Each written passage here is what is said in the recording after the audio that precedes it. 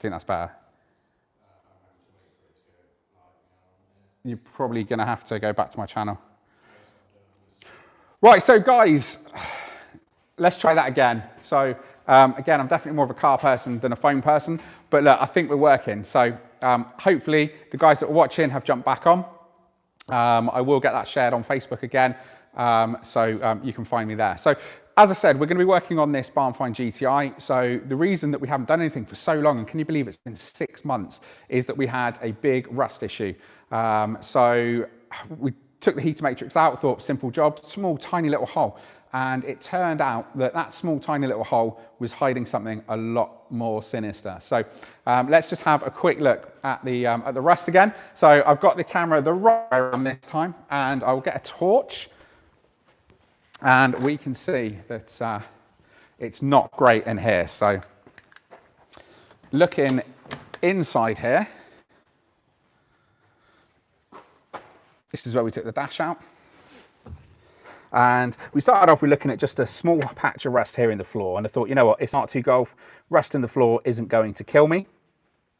But then we've got another patch of rust in the floor, and look, you know, they didn't even weld the holes up. So there's actual holes in the welds where someone just proper cowboyed it up. But that's still not the worst of it. This here is the offending article. So that's the bolt hole for the heater matrix, small bit of rust, well, small hole underneath. But then when you look at this, this is unforgivable. Look at the state of it's not welded there.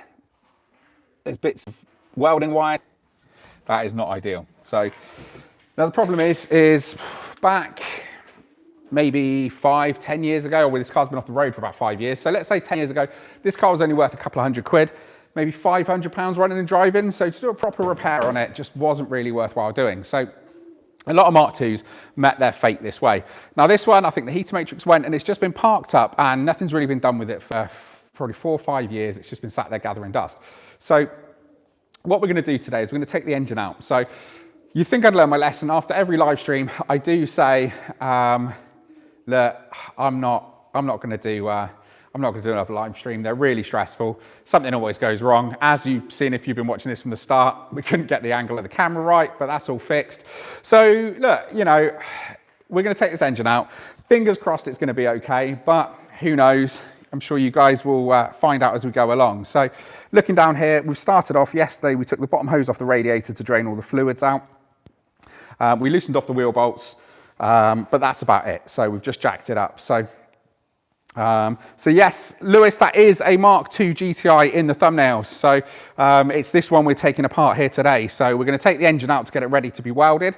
And we'll clean up the rest of the engine bay, because looking in here, it's definitely not the cleanest, is it? So we got it running, we got it driving, but then obviously we went to tackle that heater matrix and it was just a mess. So this is where we find ourselves now. Now, we've had all sorts of things going on as well this year. So obviously, massive global pandemic kind of slowed a lot of stuff down. But also we had Castle Combe that we had to get the race car ready for. And it turned out that race car needed a lot more work than we originally thought. Then there was the London Cartel show.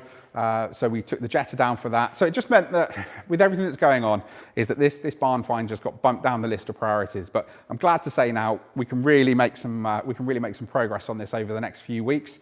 And yeah, hopefully we can get the engine out, no hassle today, get it ready for welding, cut the bulkhead out, weld a new one in, paint it, get it all back together and get it looking nice. So we're going to start now. We're going to take the wheels off. So guys, I'm going to try and get sort of a decent angle on this for you guys to kind of come along and see what's going on today. So starting, we're going to take the wheel off first and we're going to go on the brakes. So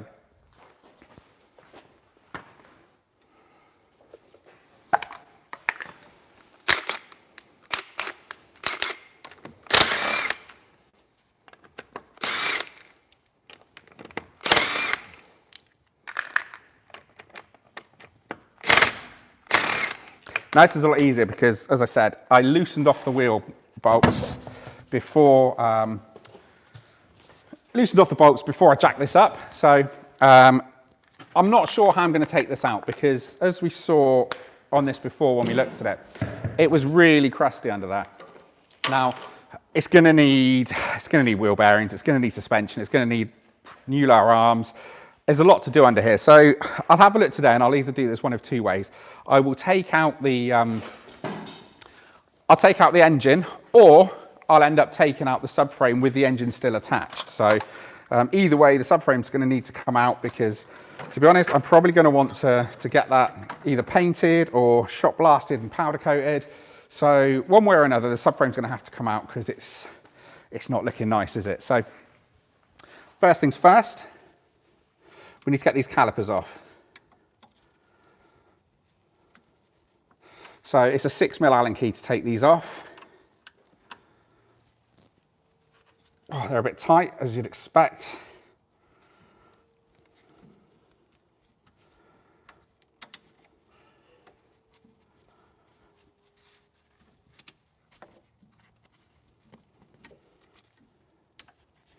So guys, if you've got any questions, anything you want to know, just ask away. Doesn't have to be Mark II related. Yeah, anything really, guys, just let me know while I get this off.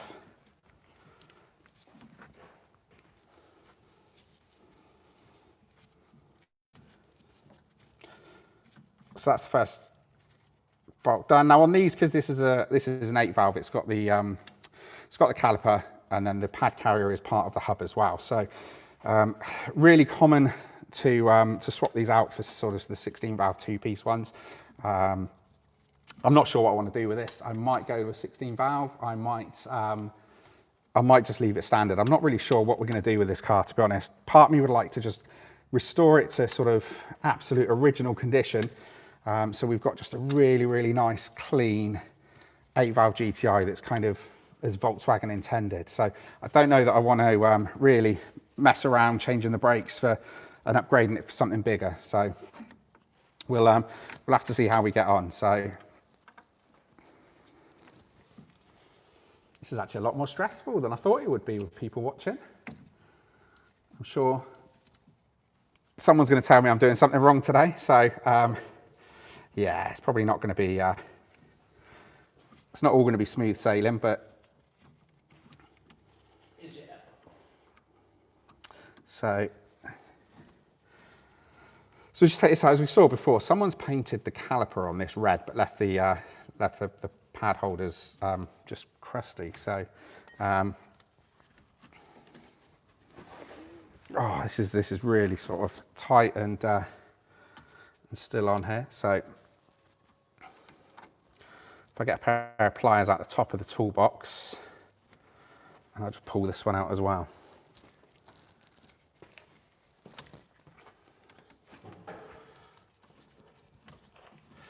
So guys, again, in the comments, if you're watching it live, let us know what you're doing to your Mark II this weekend.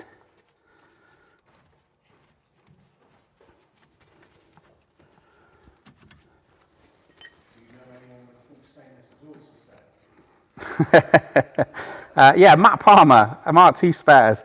So Matt is actually at Santa Pod this weekend. So there's a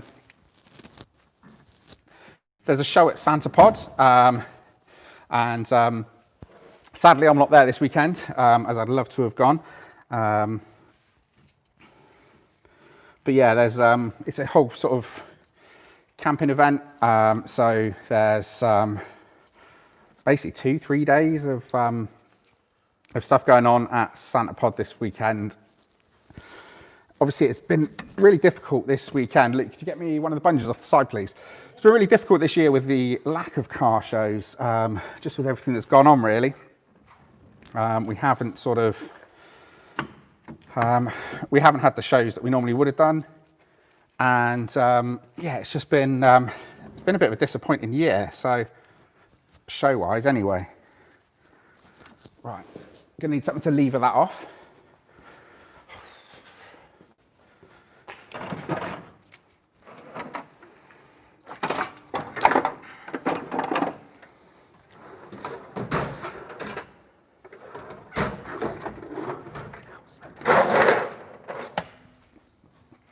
Right, by lever it off, I mean get a big old hammer. So we've undone the Allen bolts on this, and It's just not coming off at all. Here we go. Oh my God, state of this. So there is just cobwebs and all sorts of rubbish under here. So yeah, that pad, the backing plate's falling apart and everything. So we'll get a shot of that. Now, we don't want to leave that hanging. So I've got these bungees here that what I'm going to do is just put the bungee through there and just secure that to the brake, to the suspension strut. These are a bit long, but never mind. Should really just use the cable tie. Right, there we go. So we've got the supported by the bungee. We're not putting any weight on the flexi hose, so that's good news. Next up, we need to take the bolts off the suspension strut. So we're looking at, if memory serves, it's an 18mm socket to get those off. So we've got, yeah, 18mm either side.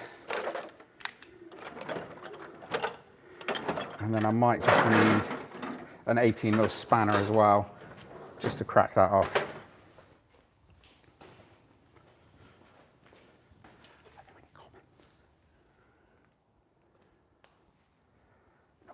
Right, so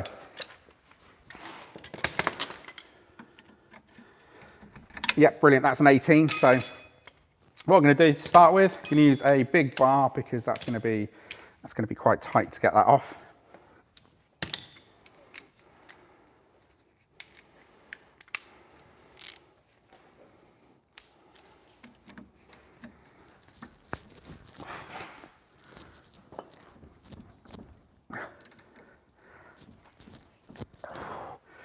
Yeah, that is very tight.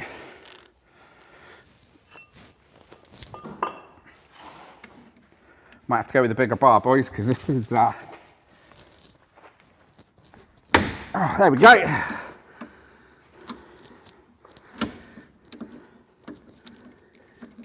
Let's see if this other one is as bad.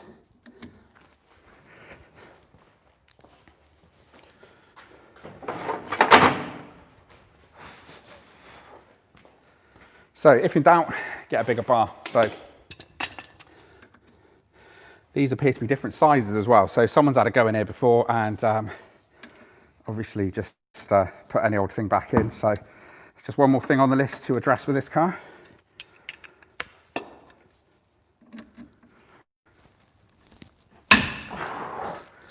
Yeah, that's a bit snug.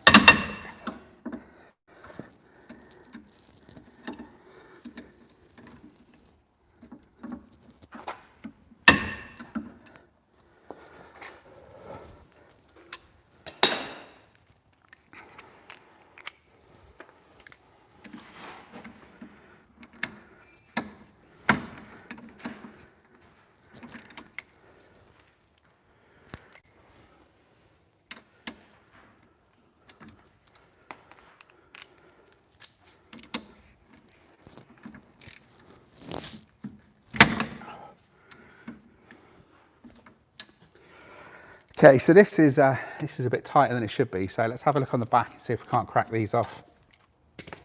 I'm gonna need a longer socket for that. This is the trouble with old Volkswagens, they're just horrible. And there's all sorts of different sized bolts that people have just thrown in there over the years and kind of thought, yeah, do you know what, that'll do, it'll be all right. But unfortunately, it is not. So let's have a look and see what we can do this side.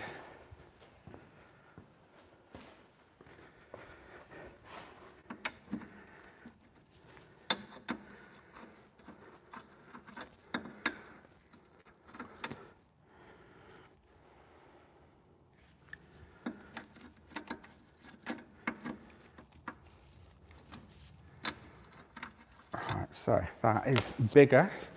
Again, this is the most random selection of bolts ever.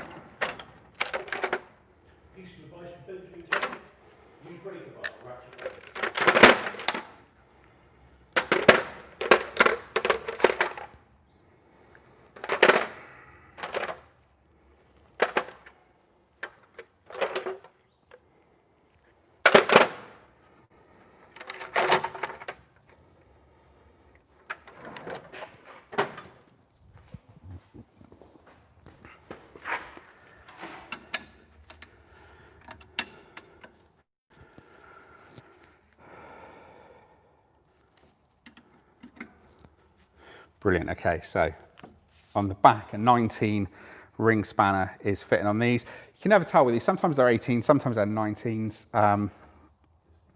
It looks like this one is a 19.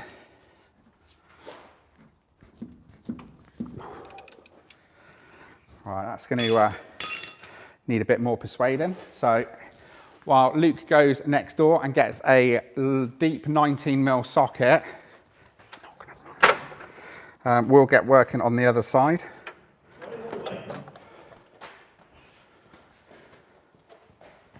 So disaster is struck already, but we will persevere.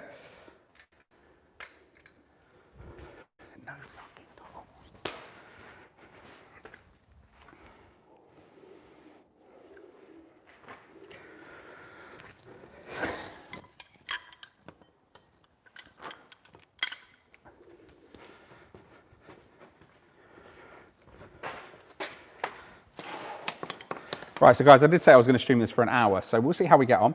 We'll see exactly what we can achieve in that time.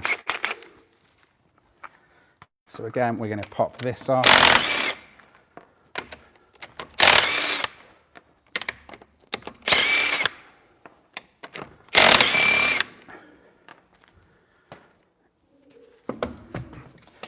So there we go. We've got this side again. So let's start with the brake calipers. So again, we'll just work these loose. Let's turn that. So I've got some room to work. Now these ones feel a lot freer.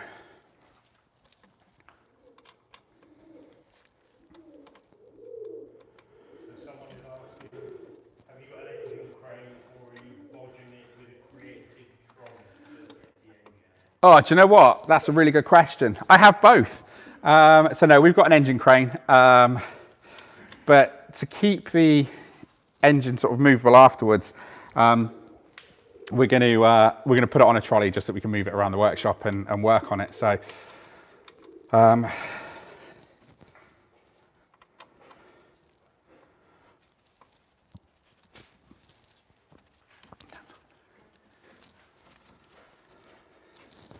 Right, so.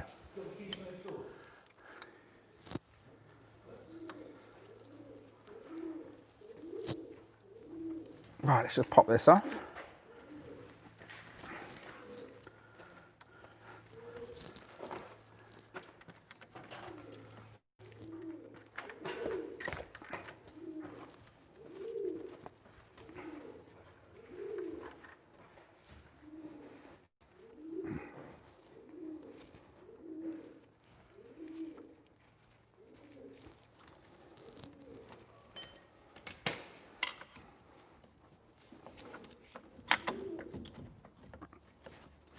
Right, so again, we're just going to lever this caliper off.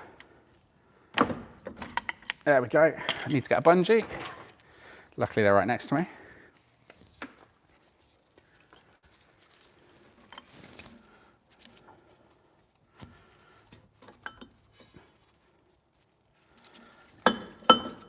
So we'll just pop this one through here.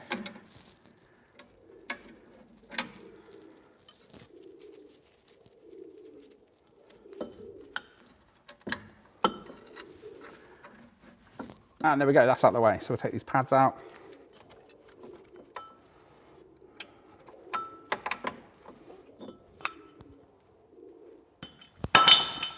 Disc off. So let's have a look at this side and see what size. I mean, look at that. That's just all sorts of mud and rubbish in there. So these again, definitely a 19.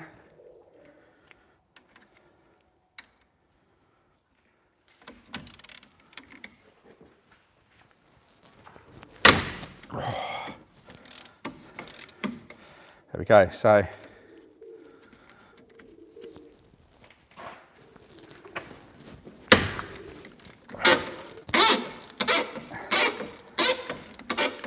right, that's that side done. So let's just try this again.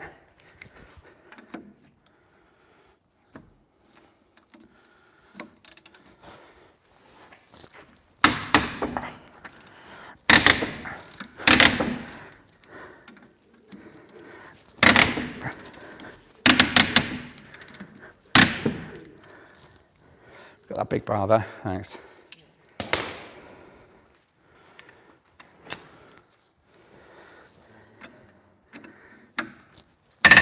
Yeah, there we go, guys. So,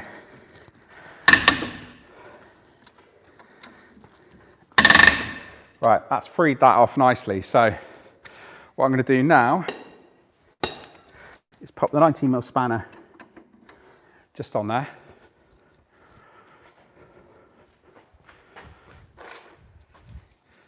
Get the gun. Obviously, we sent Luke looking away for a 19mm long reach socket, deep socket, but to be honest, we didn't need that. So, Keeps him busy for a few hours. yeah, guys, it gets Luke out of our hair while we get on with the important stuff.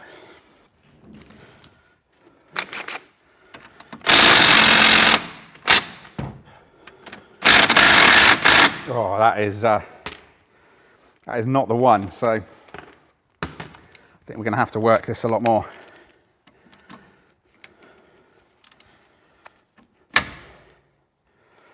All right.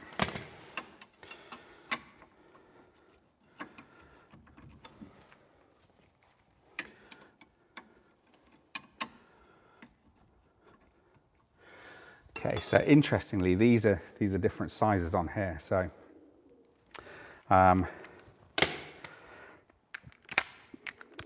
this at some point has had the suspension changed, just some random old bolts thrown in it.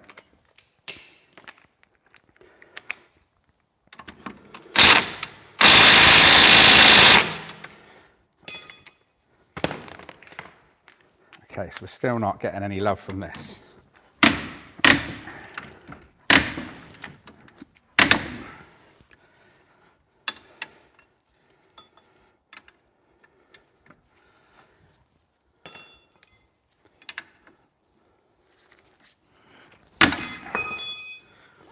Okay, we need to try and wedge this against the body so it kind of stays put.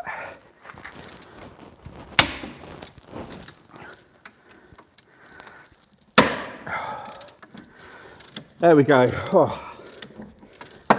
That's the sound of success right there, boys. And girls, for the 1% of ladies watching this.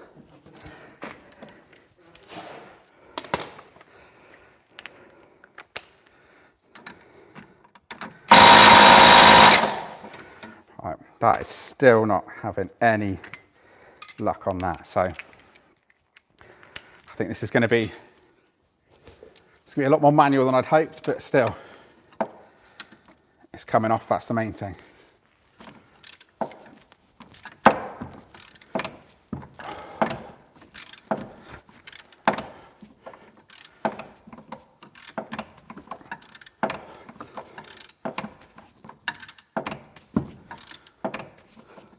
Now, it seems a bit kind of weird is that, you know, we're taking the engine out, but we're starting down here at the suspension. So the reason I'm doing this is because we need to take the drive shaft out if we're kind of taking the engine and box out together. Now, I don't really want to take the drive shafts off while I'm crawling around under the car. So if I can get them all out in one go, it's a lot easier. And then obviously I can just put the engine on the trolley and work on it there. So yeah, that is quite a nasty bolt. And even though we've lubricated the threads, they're still not we're still not looking particularly healthy. So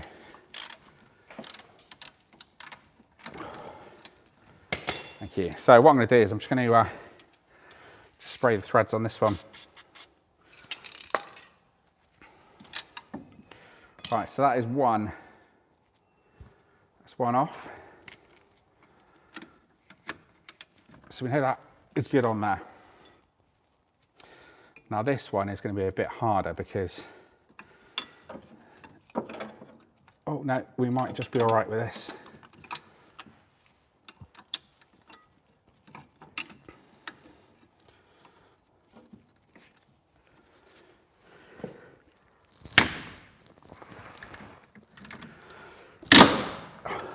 Yeah, there we go, we've caught it. So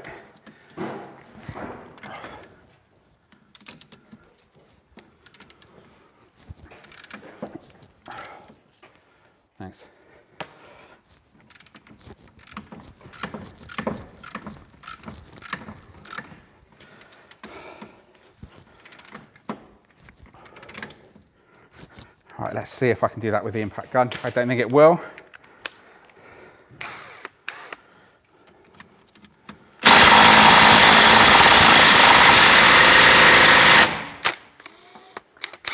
No. Oh, a little bit.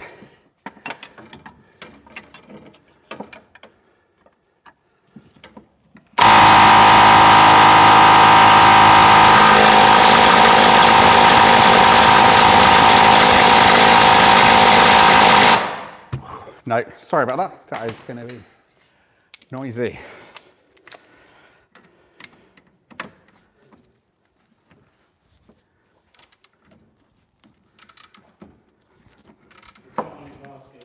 They've got a 7-year-old 8-valve GTI. Sorry, they've got an 8-valve that they haven't driven for 7 years due to rust. They've nearly got it fixed. But will it keep up with like modern traffic TDIs, or will it feel a bit underpowered these days? Do you know what? If it's an 8-valve, you're looking, what, 110, 115 brake. So it's a light car. It doesn't weigh much. Yeah, they're good fun. Yeah, they're geared well. Yeah, I mean, I drive a 1984 Jetta Coupe daily most days, and that's a 1600 auto, so that really isn't fast, but it's still plenty good enough around town in traffic. So yeah, absolutely, 8-valve GTI makes a great daily, and if you look after it, it's going to be worth more next year than it is right now. And there's not many dailies you can say, actually, you know what, I can drive it for a year, sell it, and I've made money. So yeah, it's a great choice, and you'll definitely keep up with traffic and have a lot of fun.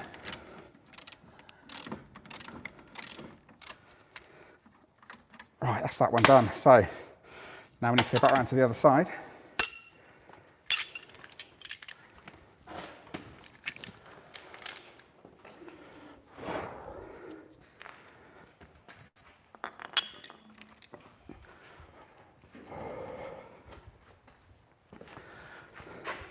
So this bit is one of those jobs that it doesn't sound that hard and it shouldn't take that long. But it's one of those little frustrating bits.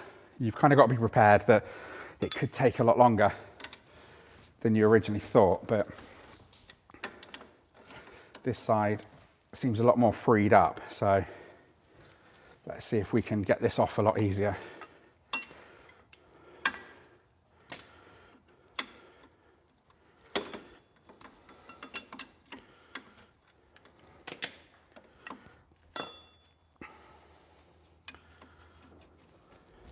So the other side was a 19, this side is an 18.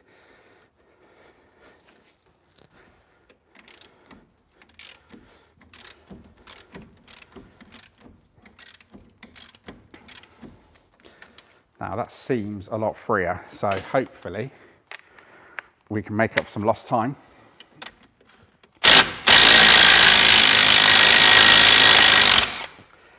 And that's how it's supposed to work.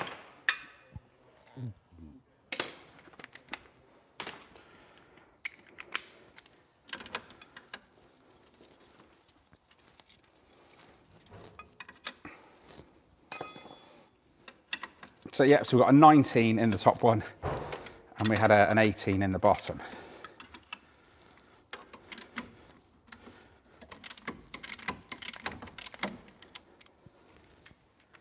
And again, so this is the trouble with working with old cars. You don't know what you're up against until you get into it.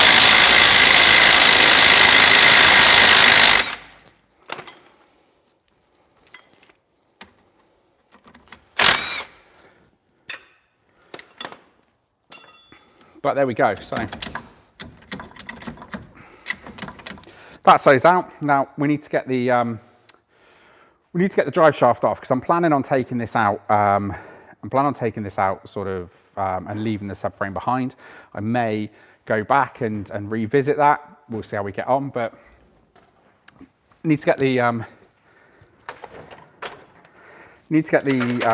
hub nuts off because we need to get the drive shafts out. So they are a 30mm socket, so don't normally get a 30mm in your typical Halfords toolkit, so it's one that you might want to think about going and buying separately. You can either buy an impact set or you can just buy a random one at Halfords.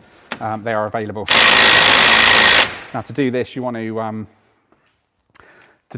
do while it's on the ground, you want to loosen the bolt off, and then when you've loosened it off, jack it up in the air and you can take it out. So what I'm going to do is I'm just going to mute the sound a second.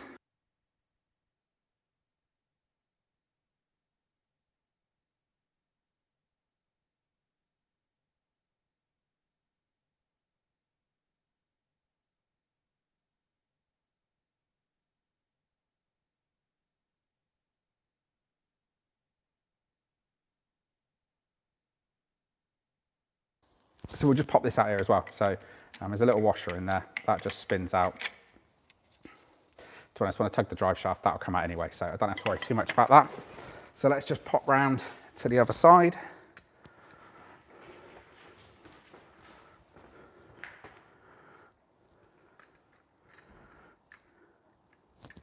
And we'll do the same again here. I'm just going to mute this because it's not great.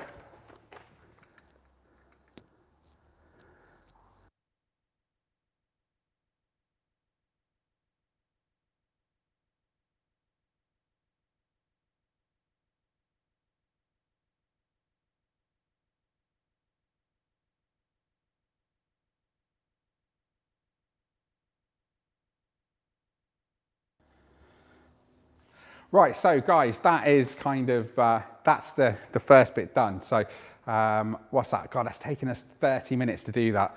It shouldn't take that long, but sometimes it does. And even with all the right tools around us, sometimes it's just an absolute nightmare to get those bits off. So next up, we need to start stripping it down to get the engine out the front. So as you probably noticed, behind me today, I've got Ed and Emma, bunch of swines just chilling out here. They're cooking some barbecue at the moment, so I think we've got some pork belly being cooked at the minute. Is that right? Pork loin being cooked at the moment. So at least we've got something to look forward to at the end of this. And what I'm going to do now is I'm going to just make my way around to the front of the car here, and I'm just going to strip the front end off. So with an impact gun, this is really easy, should only take a few minutes. So hopefully 10 minutes time, we'll have this ready to pop the wires off and then look at getting the engine out. So let's see how we get on.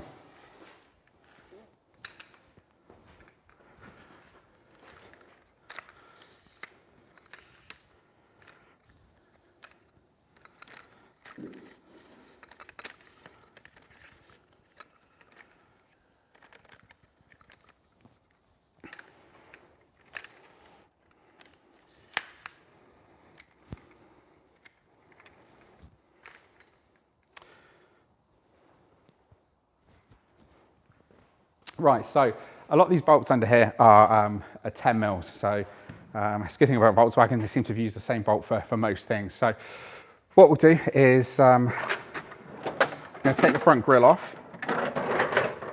So typical Mark II, just a random selection of Phillips screws holding this in.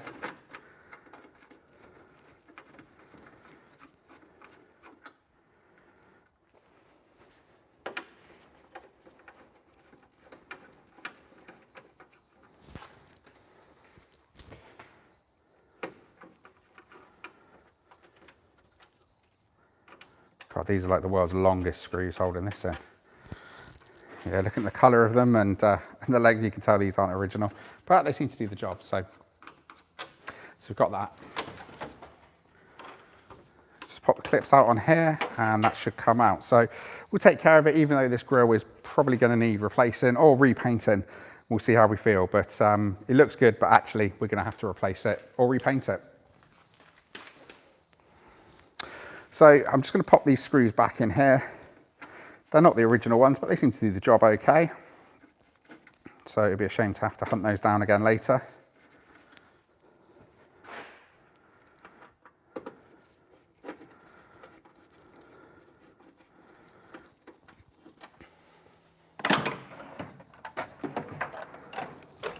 So next up, I'm going to go for a 10 mil socket underneath. So we want to get this bottom panel off as quick as we can. So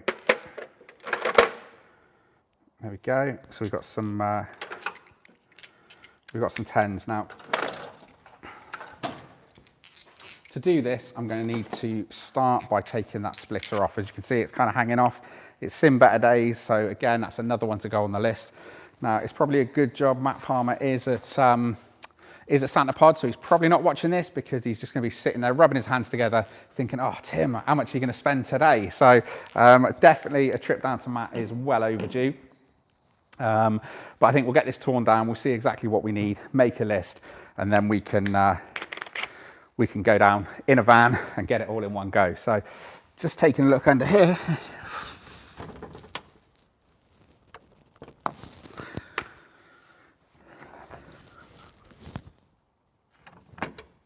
Okay, so it's not 10s.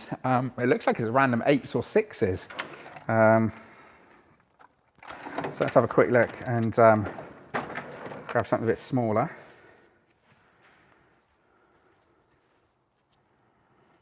It's not a 10.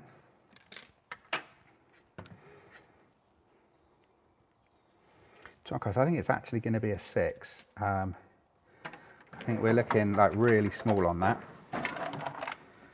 So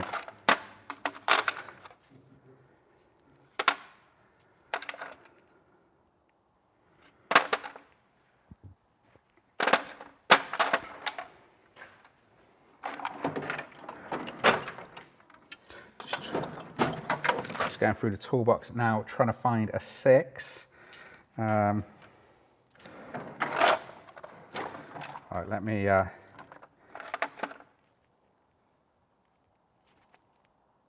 I've got an 8 here and I've got a 5. It's always the way, isn't it? You've got an 8 and a 5 when you're looking for a 6. I've got 4 mil. God, do they really need to go that small?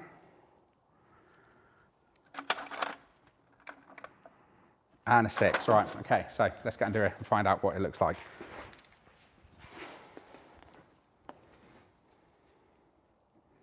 So let's try the 6 on it.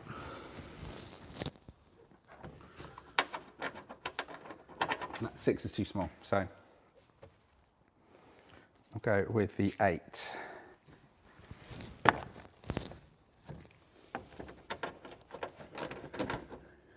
Brilliant, it is an 8.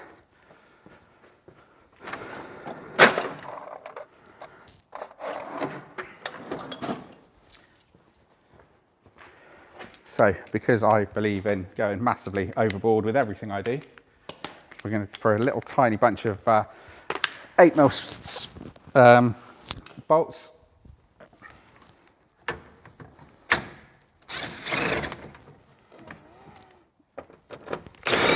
So again, these aren't original. These are some random tech bolts that someone's decided to throw in over the years.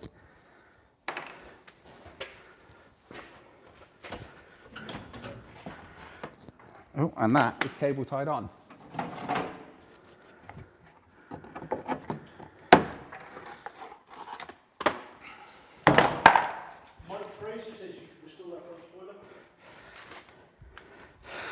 We could give it a go. I mean, we could possibly plastic weld it. It looks like, yeah, do you know what? It's not in that bad a shape, Mike.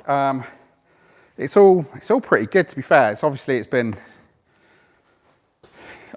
run into some curbs at some point at the bottom. But yeah, do you know what? Actually, yeah, that might make a little interesting project for us to have a go at. It's a small tear here, but we could probably plastic weld that together. It's thirsty work. Not yet, thanks. I will pace myself. That might be why it's taking longer than it should. So now we need to go back under here. And next up, we need to get this front balance off. So, so looking at this, we just need to pop this grill out. Now, this is actually in really good shape, so I don't really want to damage it. So I kind of just want to gently prise him out and hope that he doesn't crack. So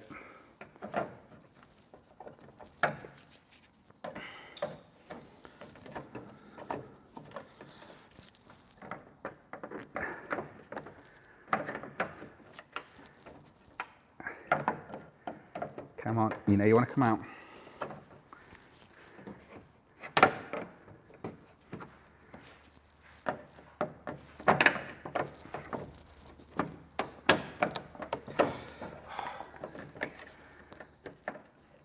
again, that clip is all kind of bent up in there. So let's see if I can't get behind it and push him out. So back to the trusty 10mm.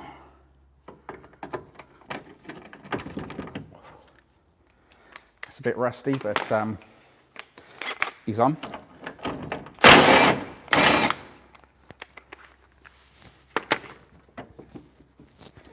Right, so just dropping that down to give me enough room just to get my hand behind here and see if I can't just prise this off.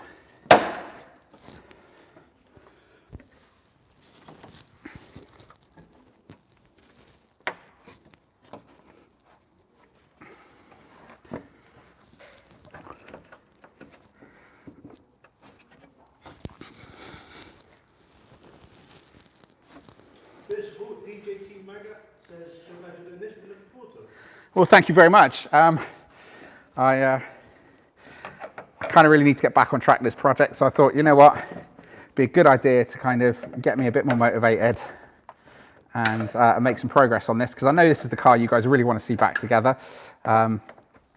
So again, it's great that you guys are here watching.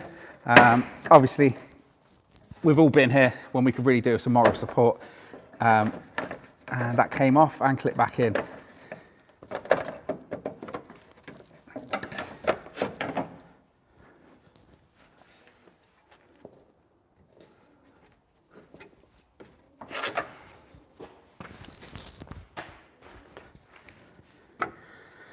Now, as always, I could probably use a slightly smaller screwdriver to do this, but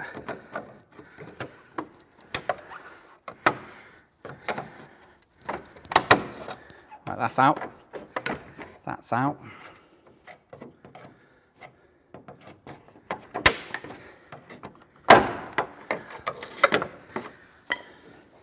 Now, the trouble we've got with this is we're trying to manipulate out like 30-year-old bits of brittle plastic,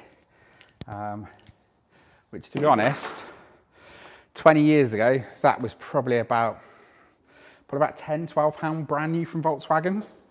So you could just rip them off. Don't worry about breaking them, because you can just fit a new one for a tenner. But now you kind of really want to look after these, because they're getting harder and harder to come by.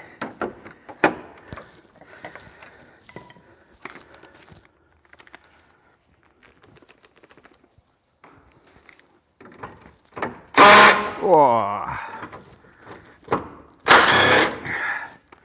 Right, there we go. So that's that one out.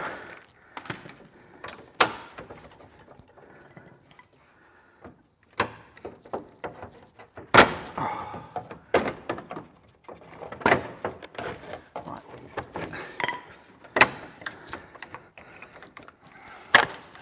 Now this is just starting to prise out.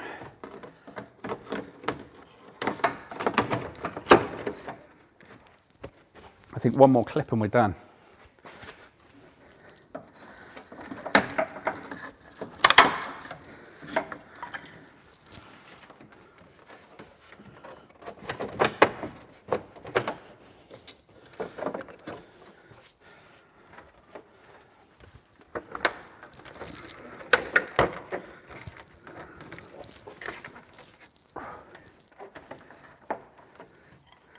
So it's just this clip again, just doesn't want to stay unclipped.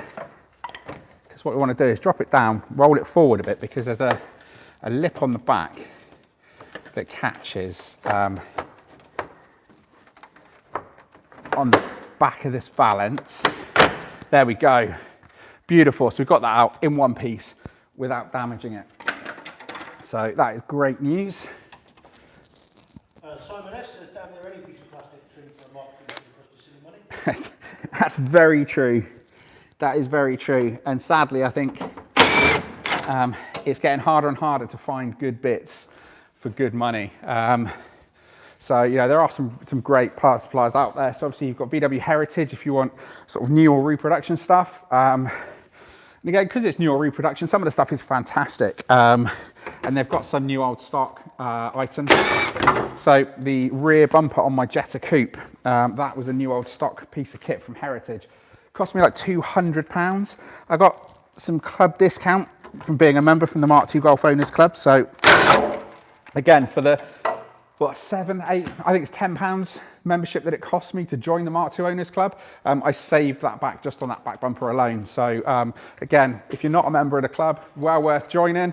I'm a little bit biased because I'm an admin, but you know what, I love the club. Been involved in it for probably 10 years now. And you've got the forum. Forum's just been redone, so have a look on there. There's a great resource library, or just ask questions on Facebook, and you'll see there's so much knowledge with the guys on there. So next up, we're going to take this front bumper off. Then once we've got the front bumper off, we're going to take the front panel off. With the front panel off, we're actually nearly there. So this is a lot of 10mm bolts. So it was 8mm for the splitter, 10mm to get this lower panel off. Careful taking the trim off there, and then I've got to take this bumper off. So it's been a while since I've done one of these. So I'm probably going to drop the front cradle on me, but we'll soon find out. If it does, I'll have to jack it back up. I've got jacks at the ready. So these, if I remember correctly, are 17mm. So let me round up my wayward sockets.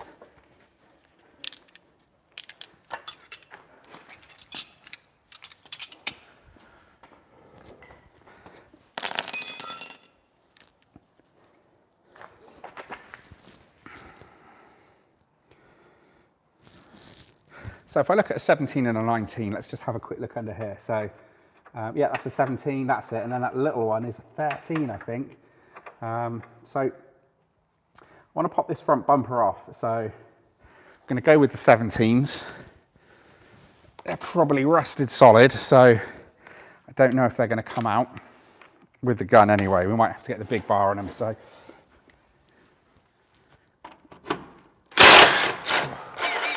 do you know what? That was all right.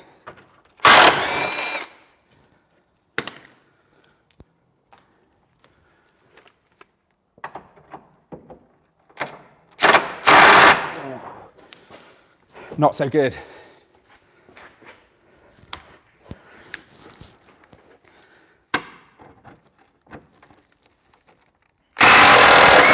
Whoa.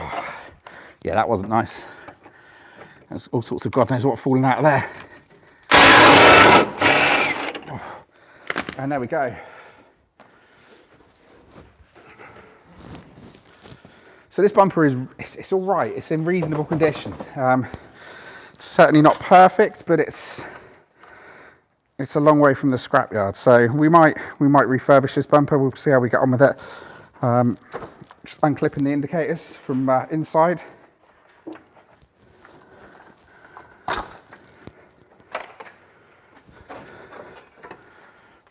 And there we go, that's the front bumper off.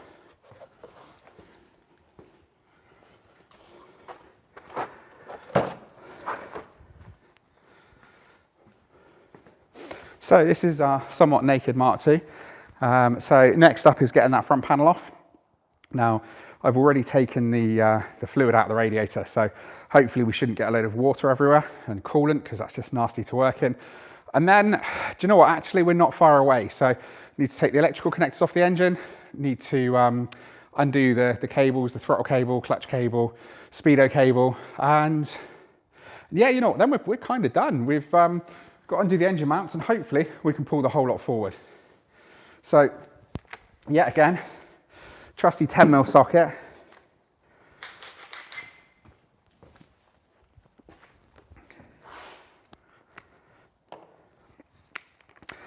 And we shall make a start on this. So you got these down here that hold the front panel to the top of the chassis leg. I don't think I need to get that wing one off. I've undone those. And then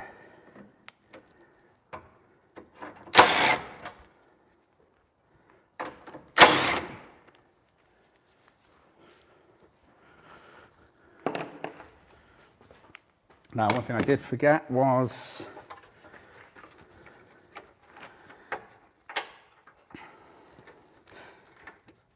just to take the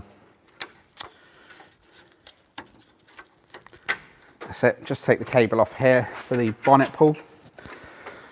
because obviously that's attached to the front panel and we're going to want to leave that behind. So next up, we've got top hose for the radiator. Now, Sam isn't here today. Sam did say he would love to have been here helping out with this, but Sam's got a family birthday party to go to. So, so Sam's having a nice clean day out of the workshop, but he did say he will be watching at some point to see me struggling with these hose clips because, do you know what, I'm not a fan of the hose clips, but generally I find the best tool is either a big set of plumber's grips or a wrench like this, and you can literally just pop them together and wiggle them off. Now, I'm not a fan of these because I always end up pinching my finger when I release them. I don't know why. It's just one of those things that's just always been a problem for me. Probably like walking in a straight line and talking, but there you go.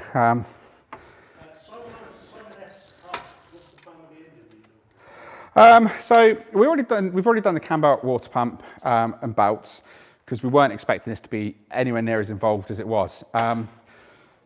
It needs a rocker cover gasket done because it's a Mark II Golf. To be honest, any Volkswagen, the rocker gaskets are just terrible on them and they do need changing. So we're going to do that. We'll paint the rocker cover, get that just nice and sort of standard black again, and just give it a clean up really. I don't know that I want to modify it too much, so I guess we've got to decide what we're going to do with this car.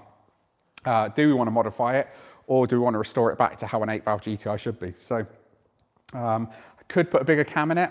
I'm kind of leaning against doing that because I think for this particular car, I want to have a really nice, clean, standard GTI. I've got modified cars. I've got the race car next to me here. And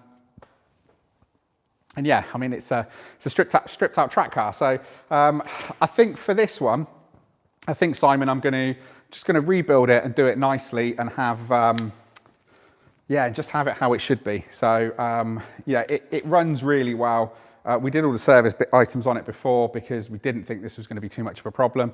Turned out we were wrong. So, so yeah, we're kind of, once we've got it out, we'll give it a thorough clean, strip down. It does need a new gearbox. So when I was driving it around, I did notice there was a crunch in second. And oh my God, guys, seriously, my heart sank because did the cam, but did the water pump, got it running, changed a load of bits on it, drove it literally just round the block, went to go from first to second, crunch. So we're going to have the box off. So with the box off, we'll put a new clutch on it because what type of savage wouldn't put a new clutch on when you've got the gearbox off, especially when we don't really know the condition of. It's been sat for years. So literally just go through it, all the service parts and make it nice. So, so we'll kind of go through there. Now I'm literally just taking off the radiator hoses and the fan switch, unplugging that. I'm going to unplug the back of the headlights as well. This is something I haven't seen in a while on a Mark II actually. This is a bit that normally would have disappeared a long time ago, but we've got the yeah, we've got the cover that goes around the intake on the airbox. So that's kind of cool to see that still there.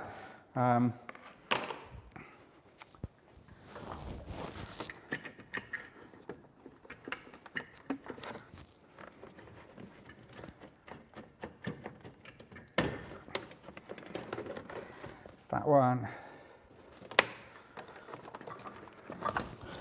That's the side light. How's the barbecue coming, Ed? Cooking. It's cooking. Right, okay, so then we've got these little side light bulbs. So they are just a twist out job.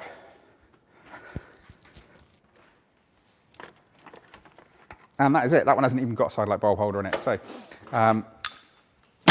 now we're going to pop this front panel off, and that should give us access to all of the goodness inside, giving us plenty of room for activities.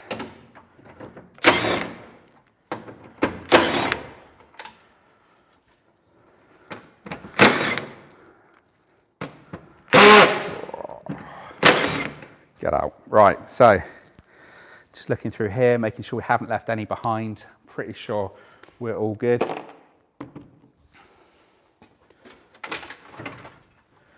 Right.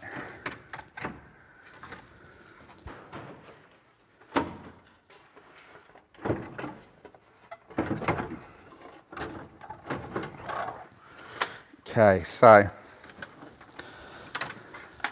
the radiator seems to be stuck on something. Come out that side.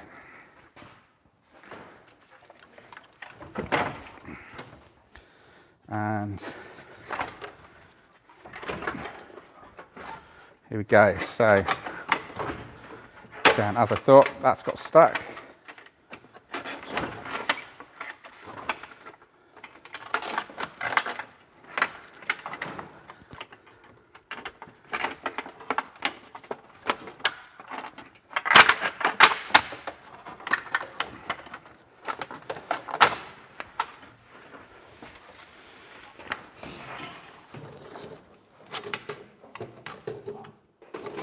That's right.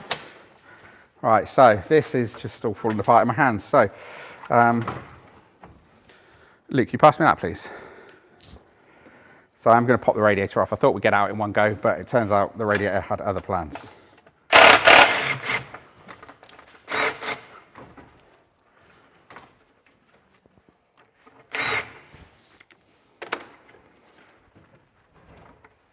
Well, that is well and truly wedged in there. Now, the problem I've got here is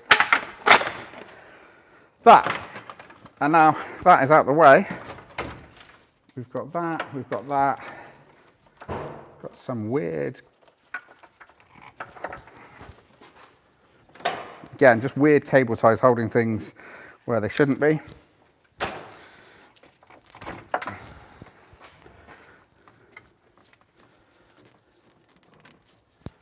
And I forgot the top hose for the radiator. Sorry, not the top hose, the expansion hose. So we'll just pop that off.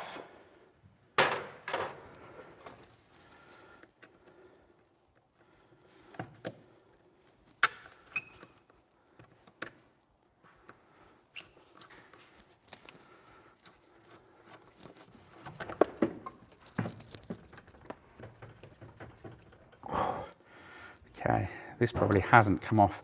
I say this hasn't come off in probably 30 years, but the bottle actually looks really clean. So maybe a replacement. All right, what have we got?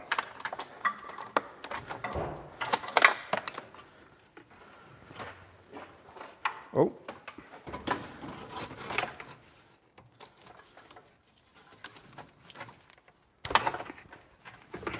Now, with all those unplugged, oh, we've got some coolant out.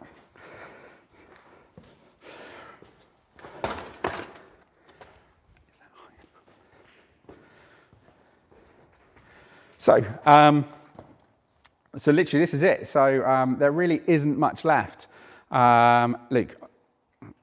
So there isn't much left. As you can see, we've got to take the electrics off, the cables off, and then literally there's 1, 2, 3, 4, 5 bolts holding this engine in now. So we should be able to pull the drive shafts out of the hubs, and then literally we're going to take the engine and box out together in one, and then we can deal with that separating it later.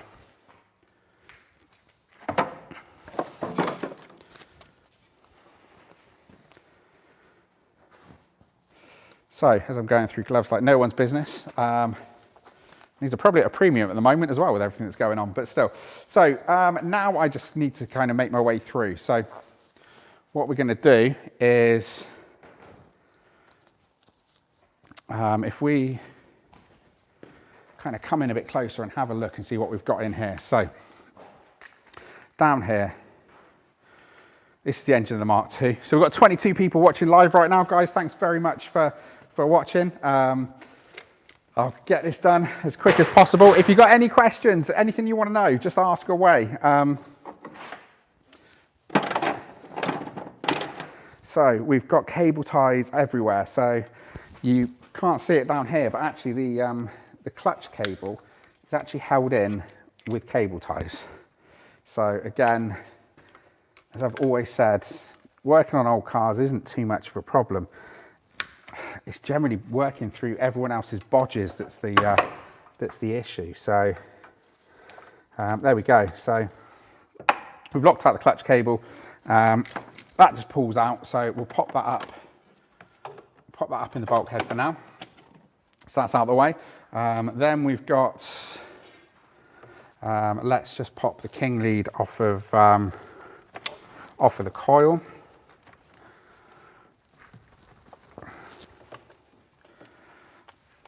He's a bit tight, so I'll take him off the dizzy cap. There we go. And then we've just got some bits and pieces that we need to do. So, got the expansion bottle.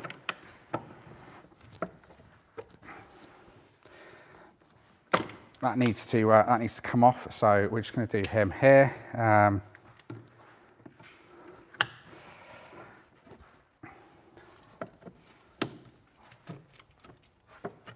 There we go. This is where I pinch my fingers again. There we go. So that's that off. That's that off. We've got the alternator down here. So as much as I do love to use an impact gun for everything I possibly can, it's probably not the best idea to do it on that. So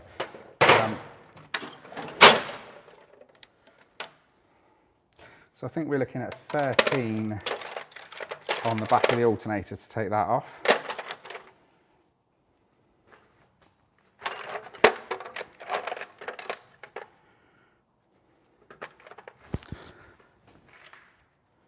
Always the way. Wrong one.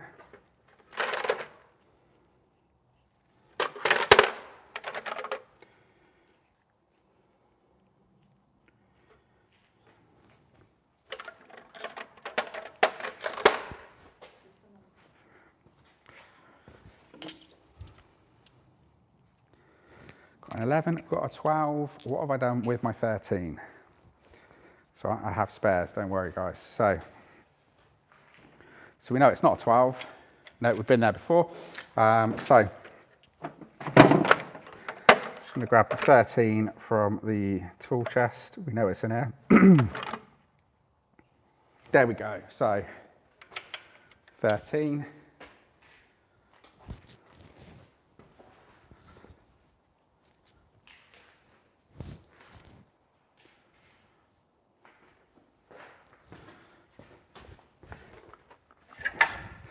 Now this is a great bar, I really like it, I've had it for years.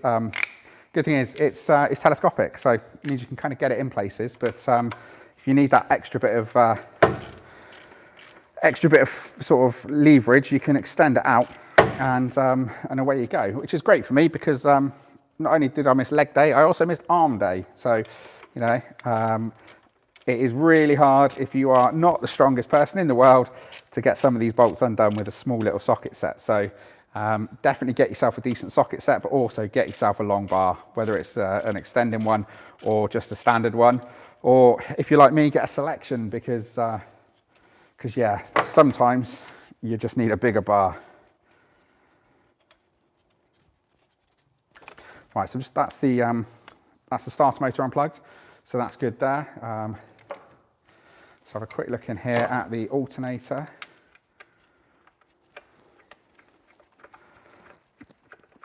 Some of these bolts are really loose, which is a bit worrying, but again, we'll go through it all. Actually thinking about that.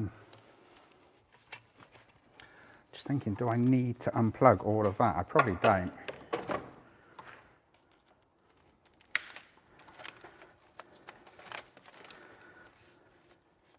So we need to take these sensor wires off, or sensor plugs off. And again, they are a bit tight, so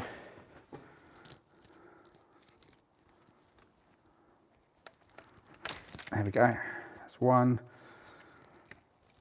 2. Well, do you know what? They're out there, but I think as we're proving with this one, it's going to be a labour of love, unless you're really good with a welder.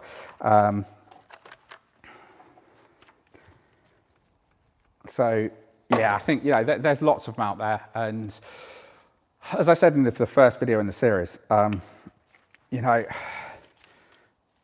there's a reason people leave them in the barn usually. So you know, when you look at kind of what we're having to spend to get this one back together, you kind of got to ask yourself, you know, is it worth it? So This car cost me £700 just to buy the car. And then we've got everything else that we've got to do to it. So basically it's every service part going, along with, you know, tyres, welding, all sorts. So it's one of those that, do you know what, it's a lot of fun. And if you've got the time and the patience and the space as well, then absolutely have a go. You know, the more old Mark IIs you can save, the better, really. Right, so we've just got this loom attached to the water pipe. So we've got that. Now the heater matrix obviously isn't connected, that's been bypassed. That really should have set off alarm bells at the start.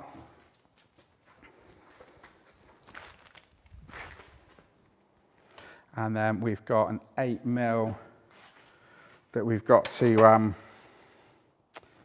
is it an 8mm that we've got to take off there? Or is it a 10mm? No, that's a 10mm. So basically there's lots of earths and oil pressure switches and just all sorts of bits that are kind of bolted into the head. So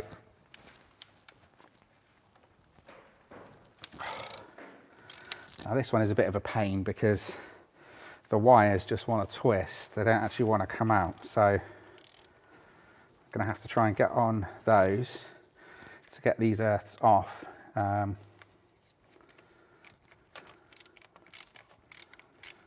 Oh, do you know what? One of these is just so brittle, it's just cracked off. So, do you know what? We can just put a new connector on that. We can put a new, it's just a ring terminal on these, but it's kind of, yeah, really old, really crusty. So I'm going to snip that there. Don't tell Sam. We'll put a new connector on the end of that because look, that's all brittle and just falling apart. And that's an earth to the engine. So we'll make sure that we get that replaced and do it properly when we put it back together. So if we go through here, got all of these.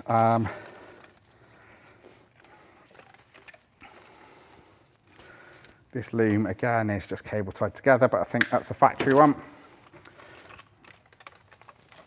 And then we're going to take this out here because it's wrapped around the heater matrix pipe. So that's up there. We've got this one here now, is all through here. Where's this one going? So we've got the pipe here to the starter motor. Just clipping off these here. Okay, so this is the wire to the alternator. So I am going to need to take that off because it's attached there. So that was a 10, and then I need, it's either a 6 or an 8. I'm guessing it's an, oh no, it's a 6.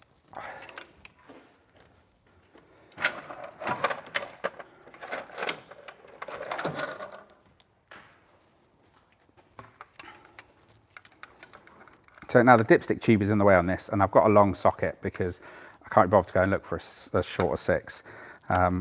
Again, I think it's probably in my old workshop, and we're in the process of moving stuff across. So the dipstick tube's already broken on this, so I can be a bit rough. We're going to have to replace that anyway.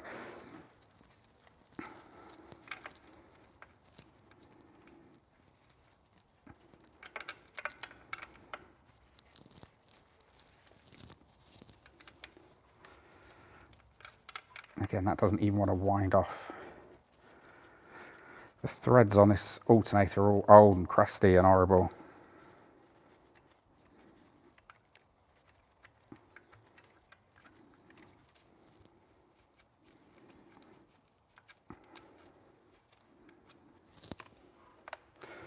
Right then, so let's put that back on so we don't lose it.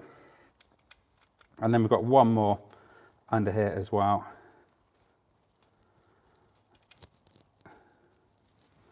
Try my gloves to see in better days.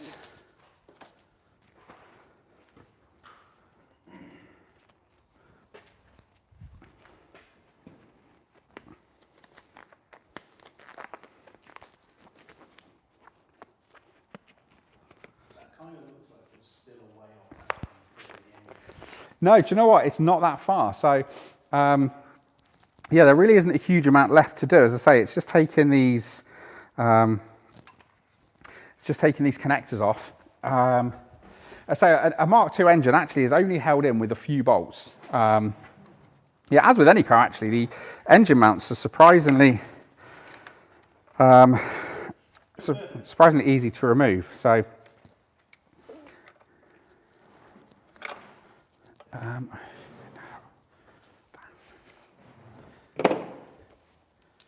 here we go. This is what I wanted. So,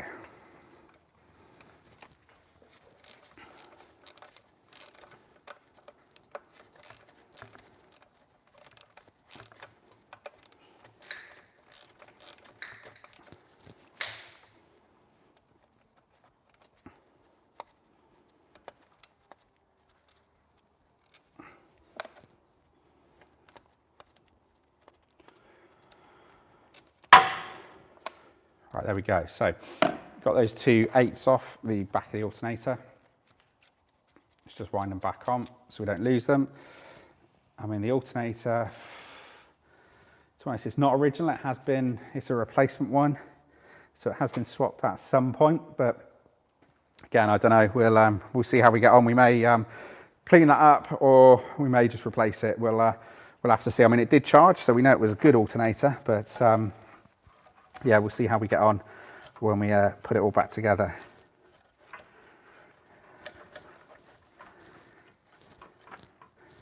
Okay, so just going to pop that clip off, because that is stopping it coming back through here. And then with that back out, we'll just pop that back round and give it a squeeze. So that is all of that off there. We've got the reverse switch unplugged there. Now we've got an earth to the gearbox here. So that's a big boy. So I think he is a 15. Maybe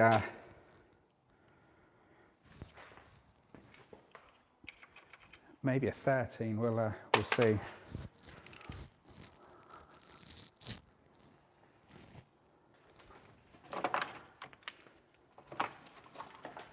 Oh.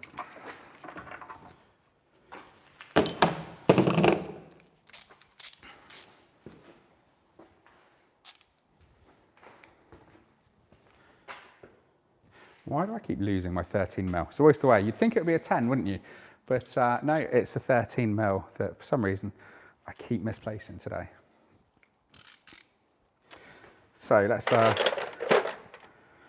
grab another one.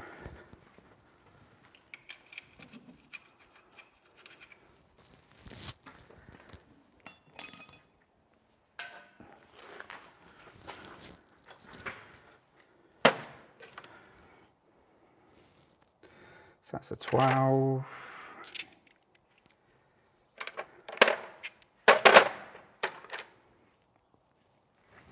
Right, so here's try 15. No, so it's definitely a 13 that I'm going to need for that one.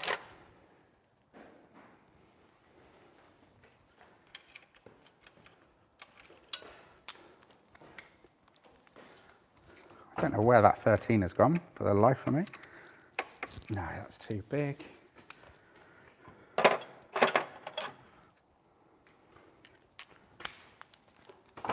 And here we go. So a backup 13.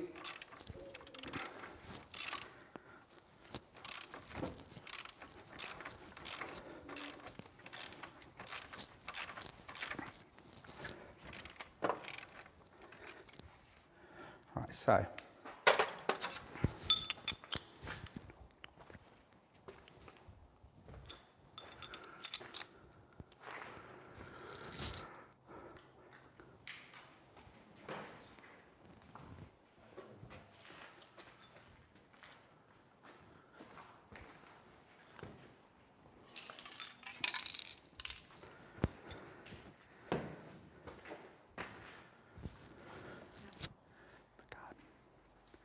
okay, so let me get a bigger ratchet, a bigger bar, and we'll just pull that out the top.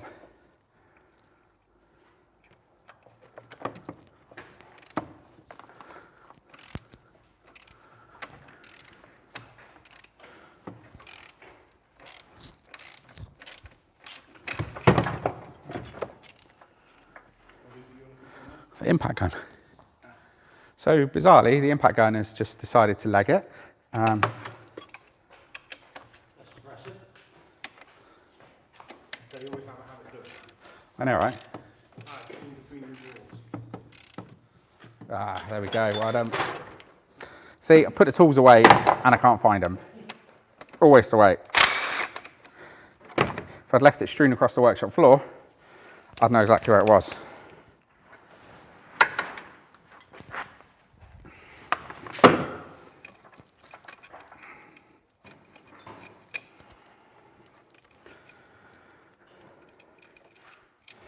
Right, so that is all the wiring and cables from this side of the engine.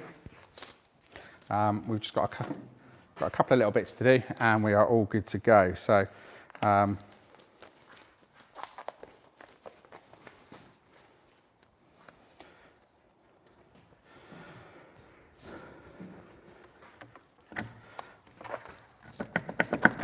just going to take the water bottle out of the way, the expansion tank, just to give me a bit of extra room so I can see down here. So we've got the engine mount there, and then we've got the gear linkage that I need to pop off. So that's one, and then I've got this split pin here that needs to come out as well. So again, with that done, now this I will probably refurbish the gear linkage and probably put a Mark III weighted shifter in, just to kind of make it all feel a bit nicer.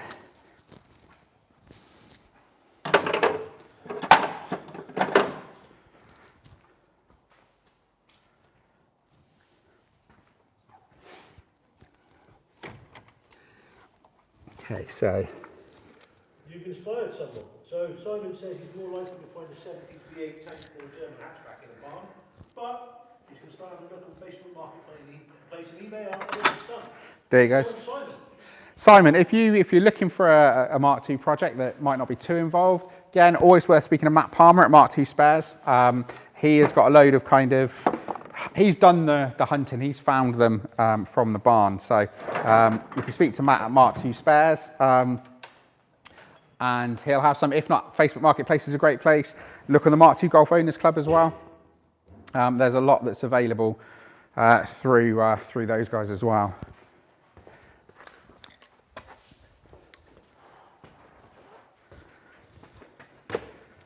Now,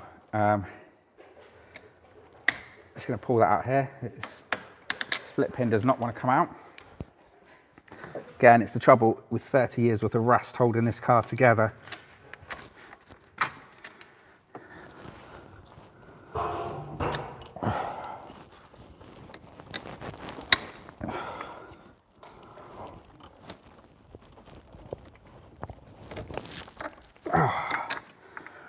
That split pin is not coming apart at all. So to give me a bit more room, I'm going to pop out the speedo cable. At this point, everyone has left me to go and look at the barbecue. So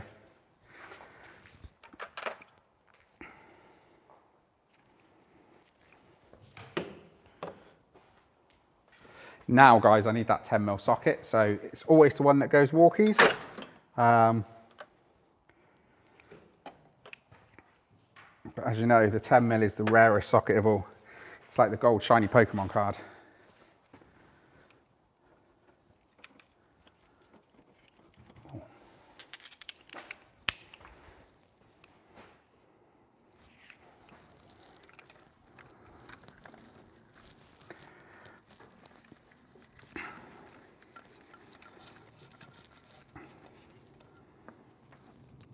Right, so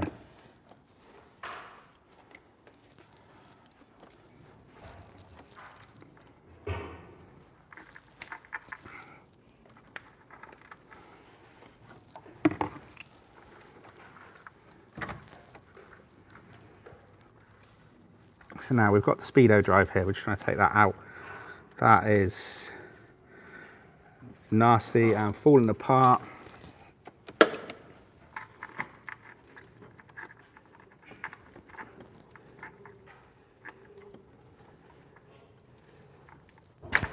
There we go. So that's the Speedo drive out. Now it's a little bit loose.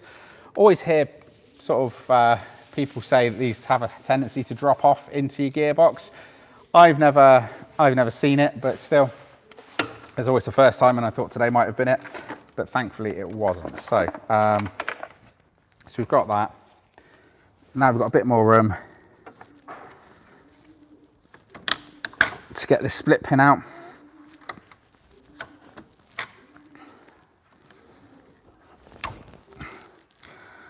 But that does not want to come out at all. So, if in doubt, we'll take another one out.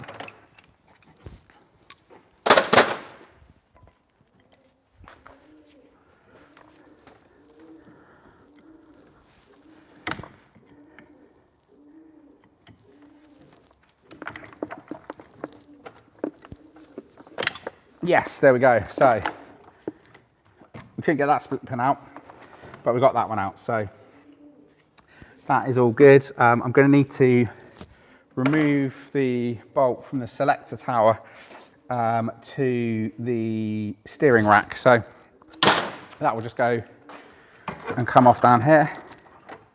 Jason Taylor says, love to see PT3 being put back together and on the road again. Yeah, well, hopefully we will have it.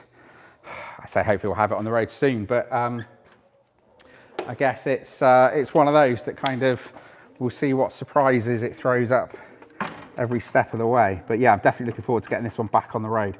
A while ago, this PT3 magnet says if they use a locking thread on every nut. Do you know what? I think it's just rust. I think it's, yeah. I mean, someone could have threadlocked the life out of this before selling it to me cheap, you know. But no, I think it's, again, it's the trouble with sort of 30 years worth of rust that just builds up. And before you know it, you're kind of, you're fighting hard. And something that on a good day would take you about an hour, on a bad day can take you 2.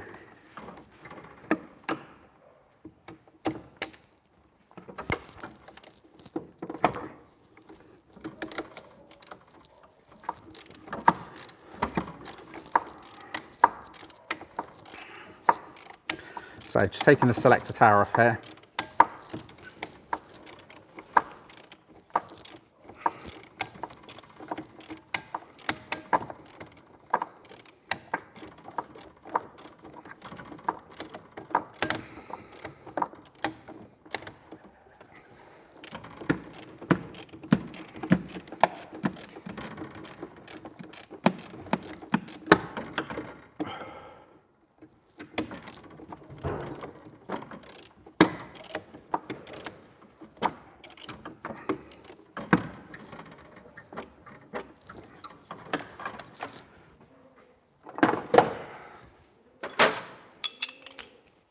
So let's see if I can get through here with a longer bar to make my life a lot easier. So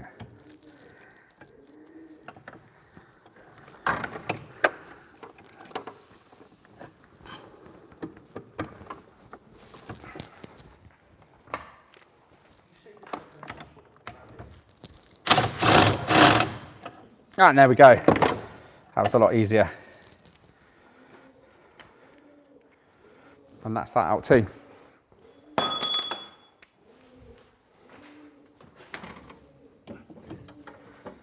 Oh wow, that's falling apart down there. So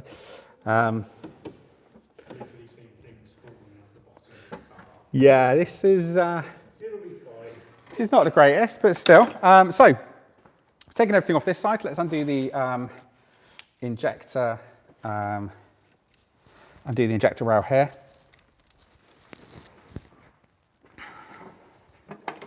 Again, all the plastic connectors are all super brittle and just don't want to come off. So I've got to take a bit of care with these. There we go, to get them off without causing any damage. So we've got an earth on the top of the rocker cover there.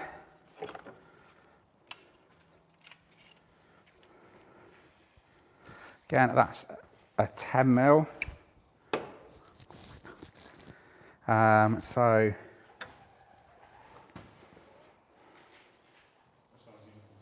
Just looking for that 10 mil.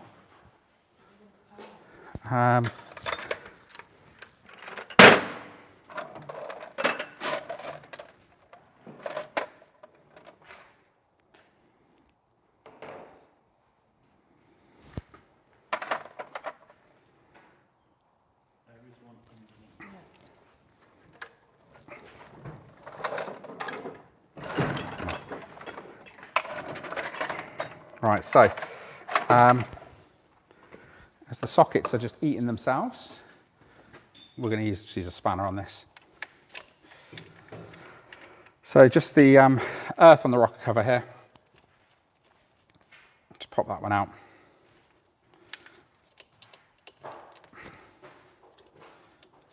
And again, as I go along, I'm trying to put as many nuts and bolts back in as possible so that they're there for when we want to put it back together. So, so we've got that one, and then as we come back round to this side, so we come back around here. So we're just going to quickly need to pop out the injector, we need to pop out the throttle cable.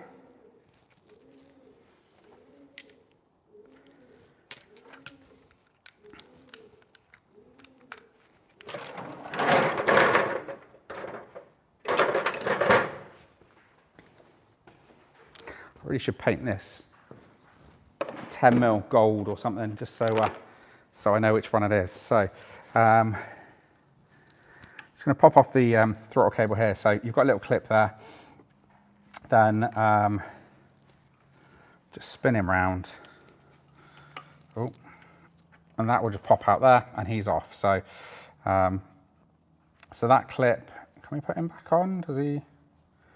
Yeah, he'll live on the end there. So there we go. So that's back in one piece as well. And then this should just wiggle out the hole. Come on. There we go. So that's the throttle cable out the way as well. Next up, we've got the airbox, which, ooh, the rust just coming out of these clips.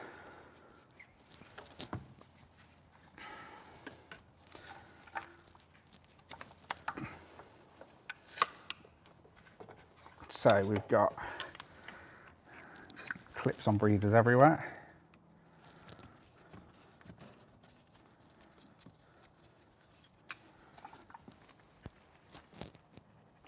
There we go, that's that one. And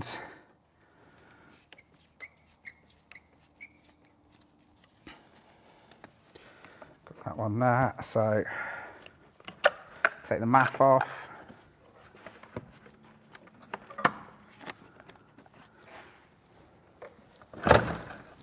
There we go.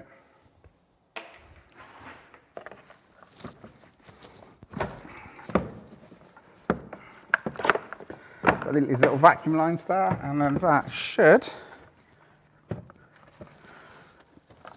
be ready to pop out. What am I missing here? Oh, there's another one at the back.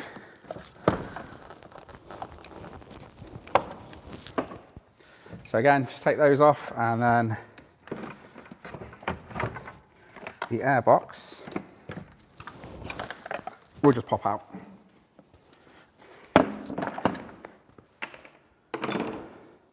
So as we get here, so next up, we've got a couple of last bits down here. So we've got the fuel lines to take off. And then I think we're kind of there. So we've taken the clutch cable out, we've taken the speedo cable out, we've taken the throttle cable off, we've undone the earths for the engine, we've got the fuel lines here that we've got to take off. And then all things being well, we're going to be okay. So this hasn't got an exhaust on it, so it's got the downpipe, but the rest of the exhaust is missing from the car. So I'm hoping I can wiggle him out from behind the bulkhead and through the gap where the subframe is. That way I won't have to take the subframe out, won't have to undo the steering knuckle, and I'm hoping it will all just drop out. So so what I'm going to do is I'm going to undo these fuel lines now. Good job I don't smoke. And then, so we've got one that is screwed and the other one has got a clip on it.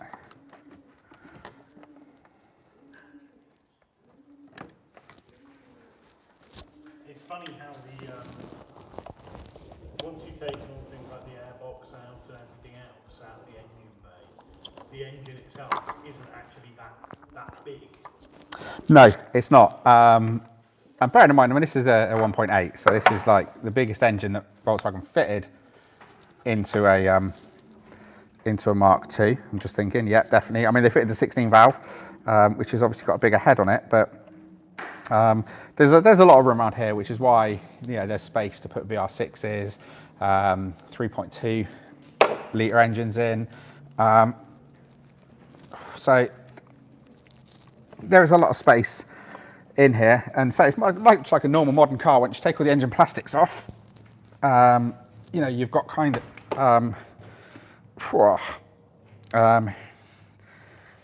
you've got a lot of room under there. So I've just covered myself in petrol, which is lovely.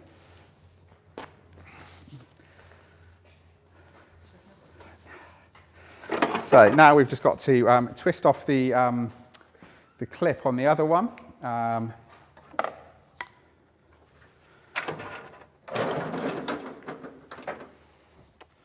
So let's just do that. So I'll move the camera in a second so we'll get a better view, but I haven't decided where I want to put it.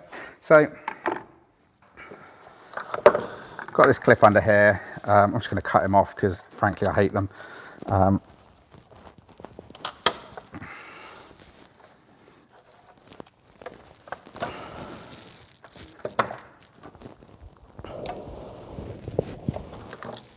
So yeah, there is a way to clip these off. I only found out the other day that these are supposedly reusable, but I've never done it.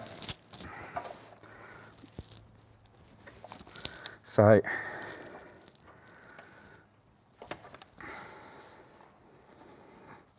yes, we've just got that horrible clip off, and we can always replace that with a decent sort of clip later on.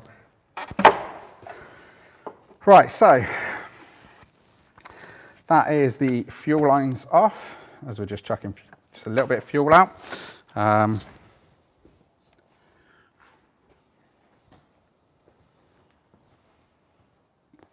So let's see how much room we've got down the back here. So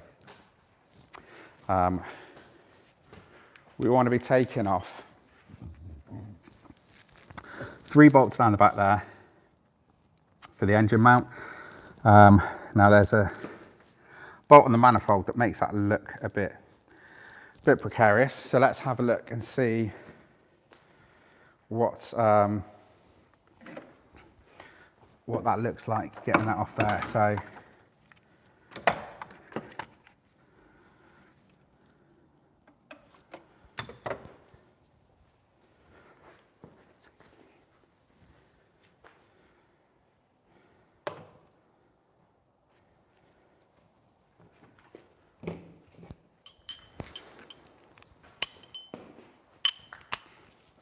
I think these are 13s. Yeah, so we can get to that one nice and easy. We can get to that one. Can we get to this one? Whoa, maybe not. So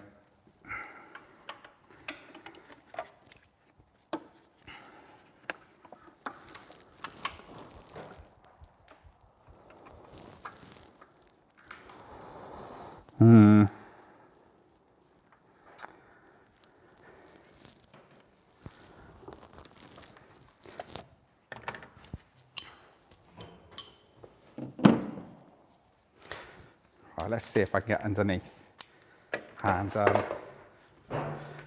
do this.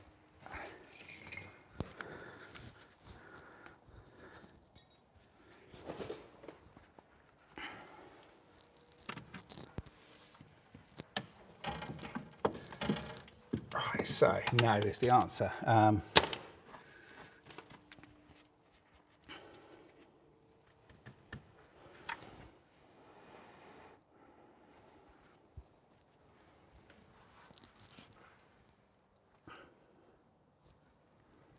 Right, so I'm just looking under here because I've got the 3 bolts to undo to get the engine mount off. Now, I've got access to 2 of them quite easily.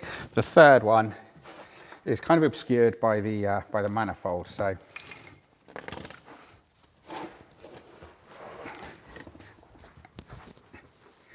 yeah, so I'm going to struggle with that.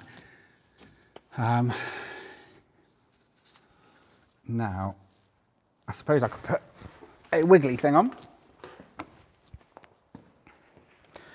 and see if that will work.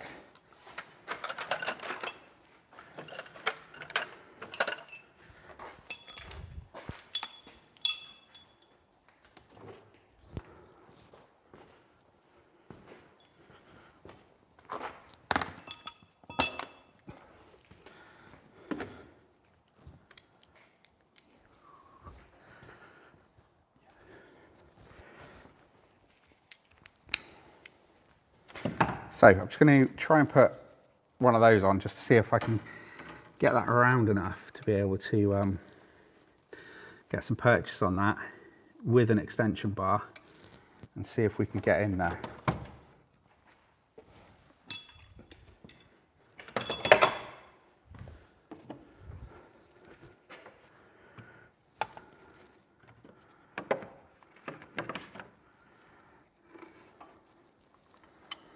Right.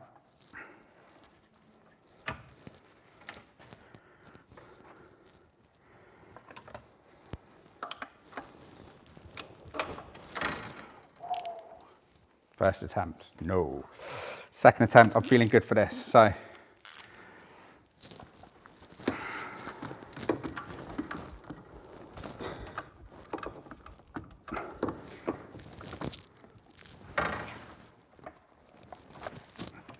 Yep, that has undone that one from the back of the mount. So if I can now get on a better angle, that is probably the hardest one to do. So the problem I've got is where you've got kind of like the big manifold on this, there's a threaded stud that's kind of half hanging out the back, and that kind of blocks access to it. So pleased to say that with one of these that comes in most toolkits, it gives you just enough access to be able to get it off. And so again, with a bit of tension on it, it comes out.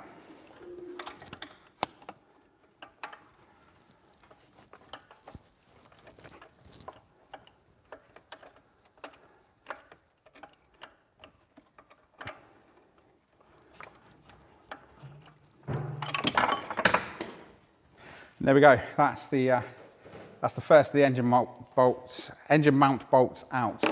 So I'm going to loosen the others so that it's still on there, because what I don't want to do is take them all off without having the crane on it. So I'm just going to undo those. But that's the hardest one done, and then the rest of them will be just a straight bar down onto them. So I'm not too worried. Nope. No, they won't. Shut up. Stop saying things like that. It's just not kind. So yeah, look, there you go. There. Yeah, so I can get onto them, get on straight in there with the impact gun. So they are as good as done. So just looking at it now. So what I'm going to do is I'm going to take these drive shafts out. So with the drive shafts out, we're on the home stretch, because it is literally now, touch wood, unless I've missed something fundamental, it is literally just those engine mount bolts and we're good to go. Most important tool of all, optimism. Well, you got to stay positive, because we do this for fun, right? I've had 4 beers on fire. So yeah, so we're going to pop these drive shafts out, and then hopefully that is all good to go. So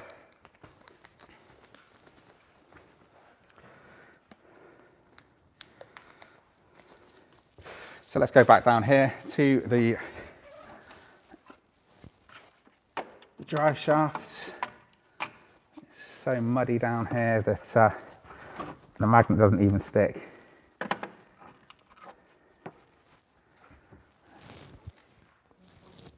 So let's just come around here. And again, guys, to everyone who's watching, thank you so much for bearing with me today.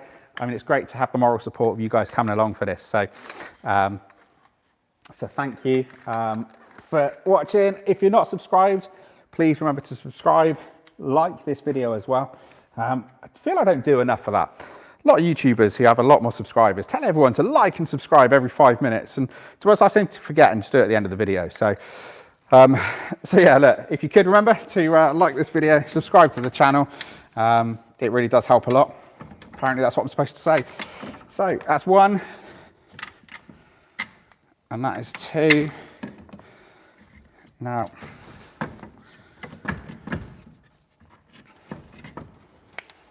am I going to get enough out of this? I don't think I am.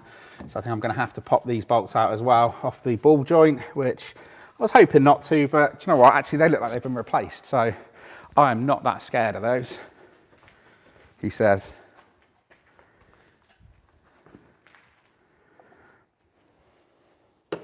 So again, I guess I'm going for a 13, which was on the end of this bar. So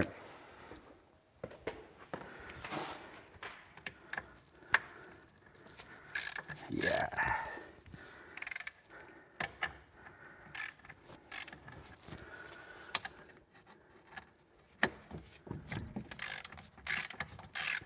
So typically that one's coming out, that one isn't, it's just spinning, but I can put a spanner on that. So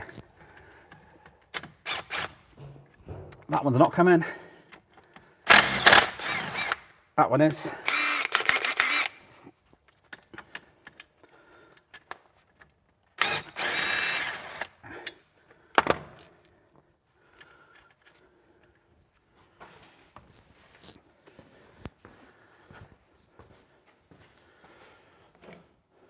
So we're going to get a 13mm spanner.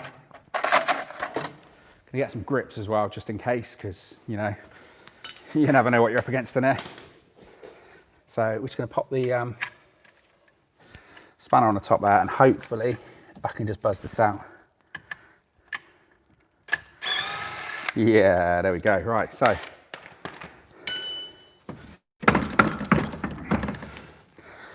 it's just give that a bit of a wiggle, and this should start to come off. If it doesn't, I'm going at that ball at the track rod end, but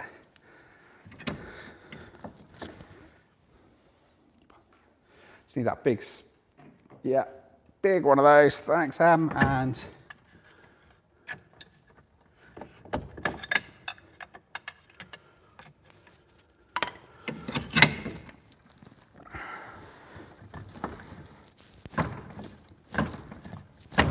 this ball joint seems to be proper crusty and stuck in here as well.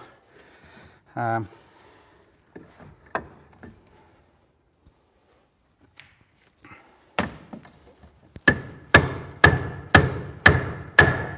I haven't hit enough things today. I think there's been a distinct lack of use of the hammer. So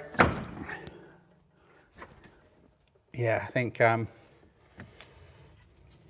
definitely haven't hit enough things today.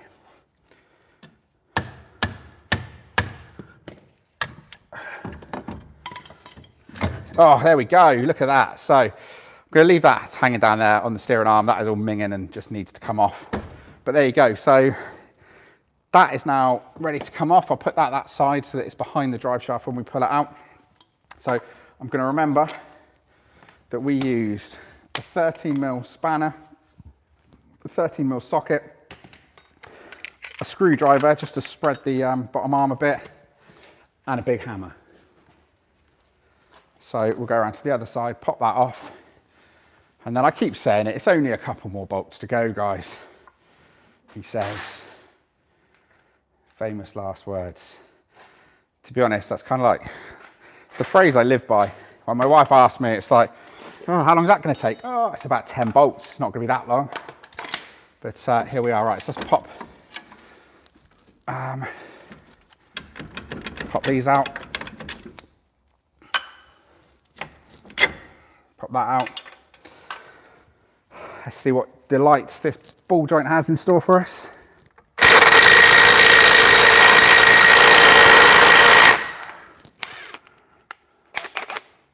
Might help if I had it the right way around.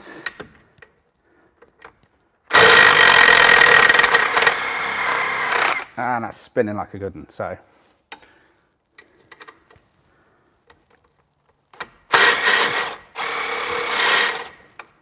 Okay.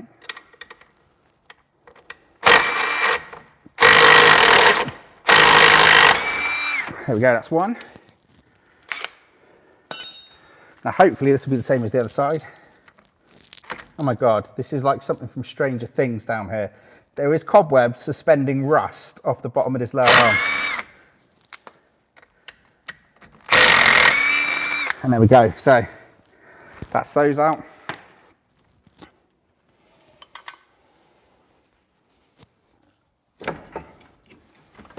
We've got the little plate here, so we'll remove that.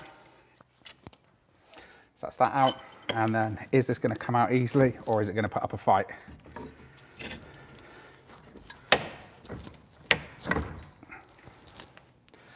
I learnt from the other side that a little bit of persuasion makes it a lot easier. So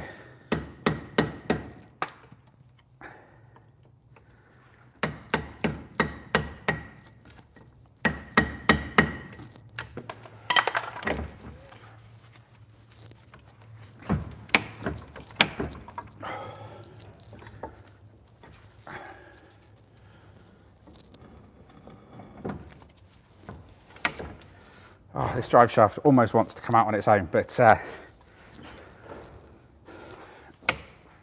bottom arm's going to need a bit more persuading.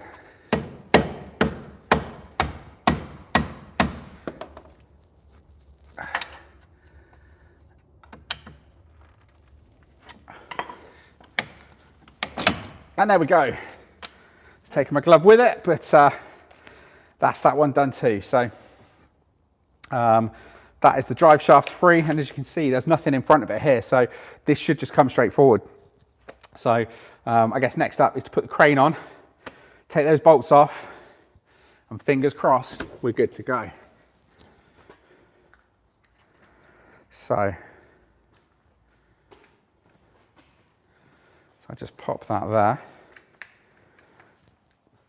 I think what I'll do is take these tools out of the way.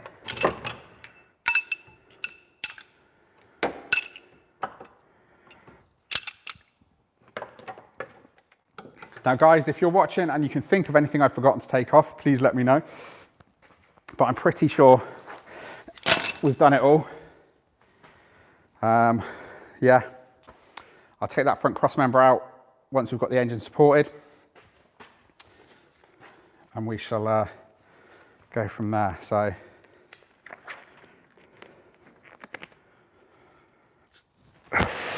just gonna put some fresh gloves on, because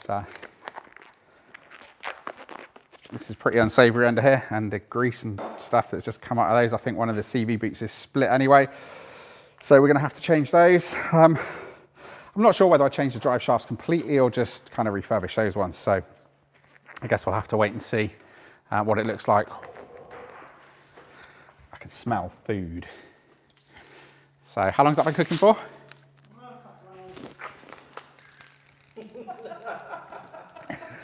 So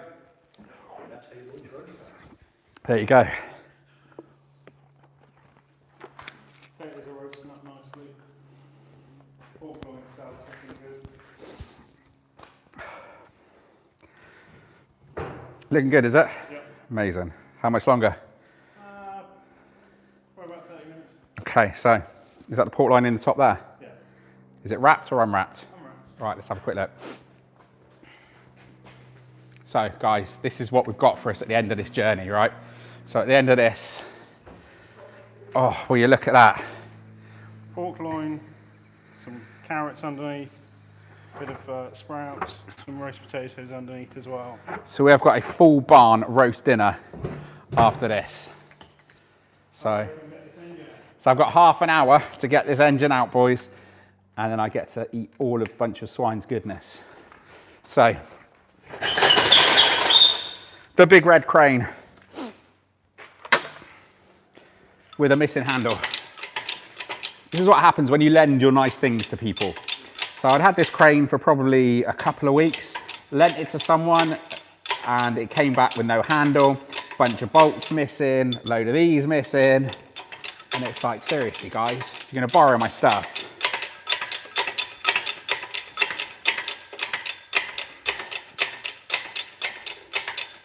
Now for this, we only really want it for support at the moment, but we've still got to go quite high up with this.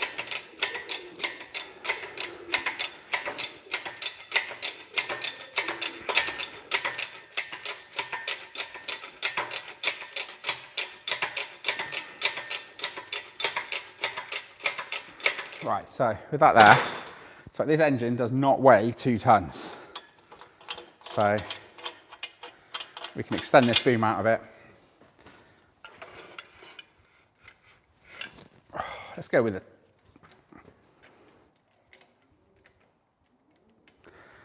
Let's go with a ton.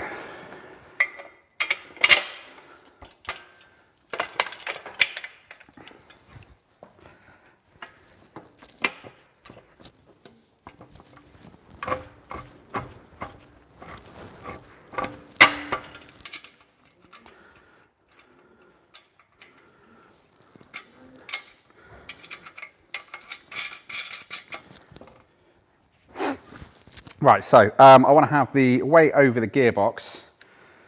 So this is the weight of the gearbox this side. So we've got this slightly off center to compensate for that. Now, so you asked earlier about whether or not I'm going to cowboy it up with an engine trolley. Well, because some of these chains have gone missing, we're still cowboying it up. So we've got this D-link in here that we're just going to put through there. Yeah, this is all barn health and safety approved, by the way. So, and by health and safety approved, I mean it looks all right. Then we're going to use again. So we've got got another one of these bolts that gave me so many problems in the suspension struts. But you know what? They are great for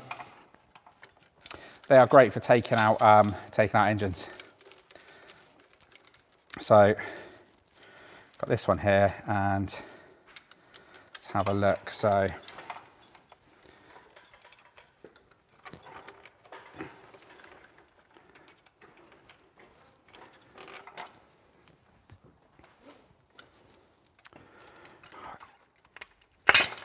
just pop that off.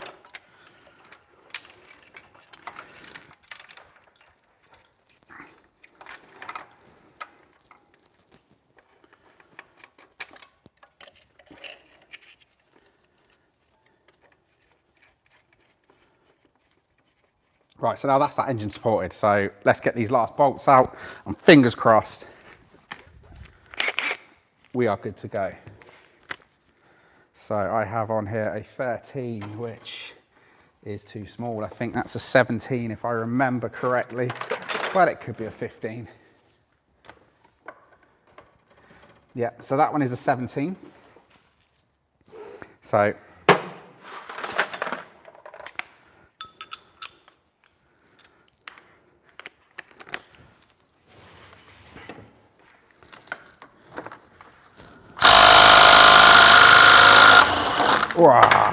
and that's out. So that's that first one off of the back gearbox mount. Did just lose my socket somewhere. Got another 17. Lovely. So, saying I don't need a 17 do I need a 13. Which was the one for the back here. So As I said, we've got that one there, but I think what I'm going to do is I'm going to go for this front mount first. Actually, you know what? I'm going to go for the back first because the front is bigger than those two, and what I don't want to do is have all the weight, if it rocks, on one of these little bolts at the back. So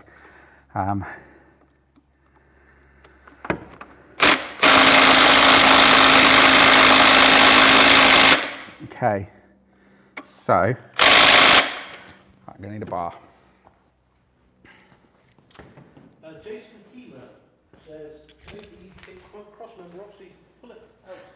Thank you, Jason. I will. I'm just leaving the front cross member on at the moment just to support the weight, because I think, touch wood, I've got these two bolts on the back of the rear engine mount, and these are the smaller bolts. And I have had these shear off in the past before, which is an absolute pain.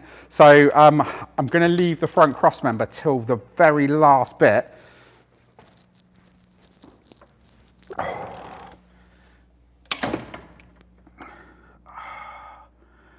You bastard. And I said I wouldn't swear, but we've just had one of the engine mount bolts shear off. So let's hope I can get it off without it.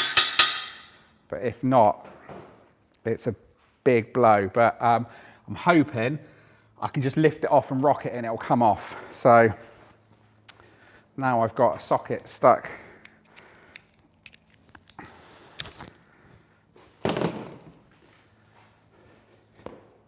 I don't know why I'm walking away from the camera, because I've got a microphone on, so it's still going to be noisy.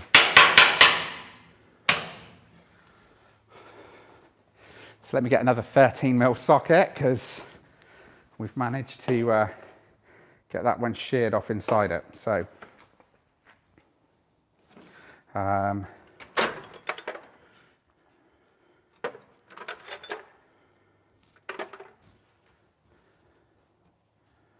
right, so I've got another 13mm socket here, so let's go with the other one. So that is not ideal.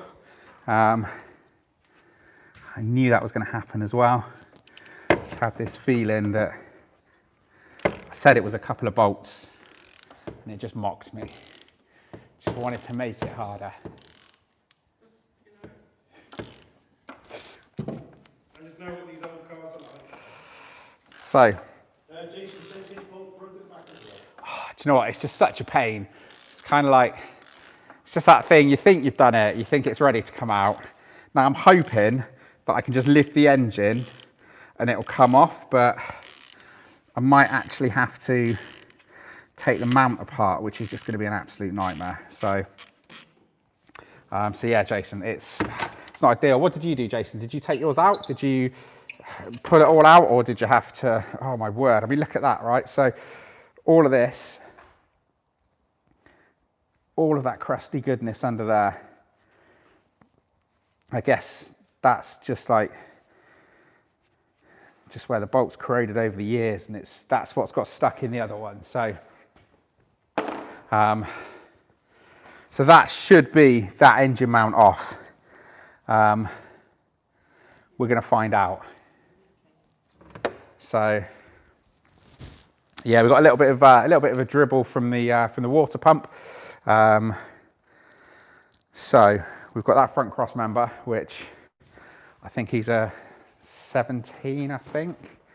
So let's go under here. So yeah, that's a 17. Right. This could be the engine's brake for freedom.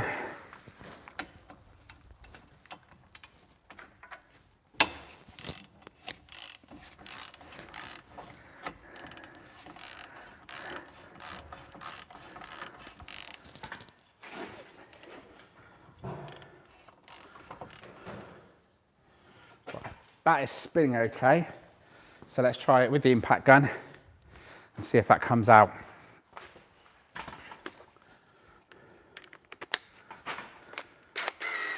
Yeah, it's definitely going the right way. Whoa, clouds of rust and dirt and horribleness. Right, so I think that is good to go. So I think it's a 13, which I keep losing. I think it's a 13, and we are good to take these out on the sides. So, yeah. So guys, if you're still watching, thank you so much for sticking with us. There she goes. Right. So it looks like I need to take that top one off as well. So where did I put my 17? So yeah, it looks like that's still dangling. So Simon says the joys of work, and Jason says centre bomb up that goes to the wheel. Okay, so let's have a look for my 17mm sockets. It's in my hand, that's why I can't find it. What a moron. So, no, it's not. Is it a 13? No, so it's a 15.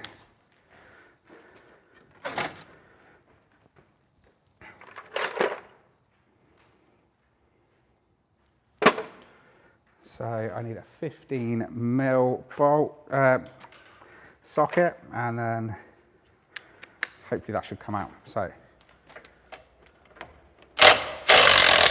oh, there we go. Right, that's more like it. That's what I should have done.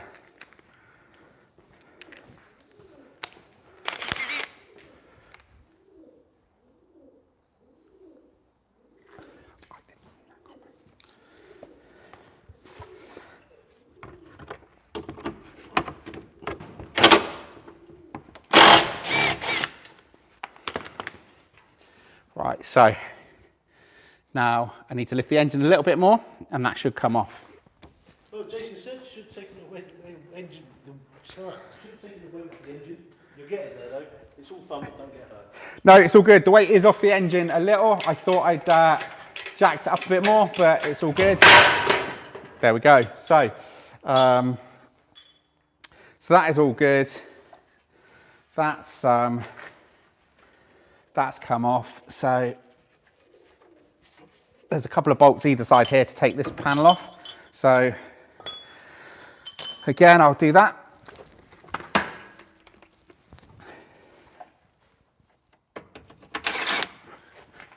Always got the wrong size on the gun. So what's that? That is a 13, so it's going to be a 15 again. 17, 15, right. So,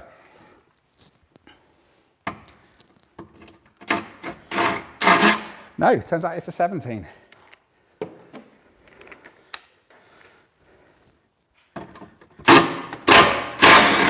There we go, right. So, that's one side.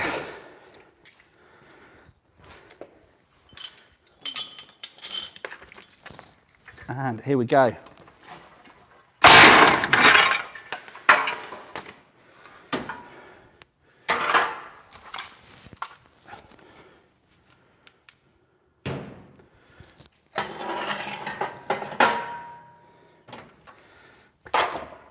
So we've got the weight of the engine supported here.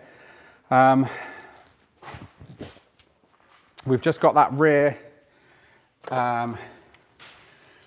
engine mount, and I've noticed as well, I've still got a servo pipe attached.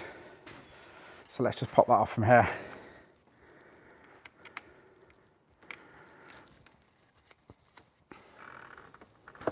Oh, all right, it comes off there. So.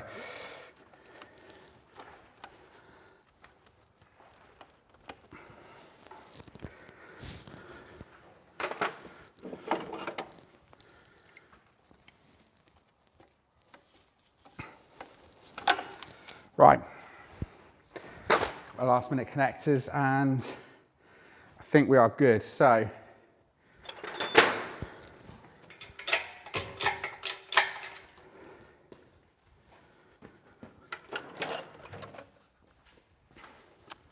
it's the engine supported.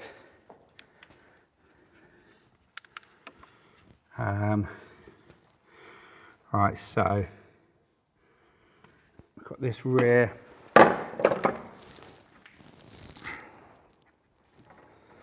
don't know if that rear engine mount is going to separate, or I think I'm going to have to get that off.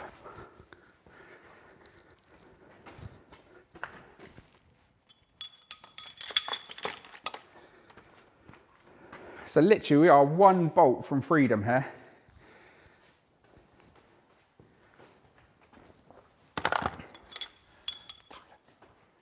Right, Luke, do you want to just shine this down here and we can see what we're up against?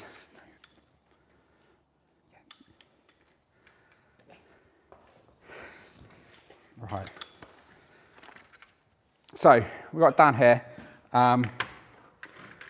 just that there, that's the engine mount down there that's sheared off. So I'm going to just take off the, see if I can do the bolt through the middle and get that off.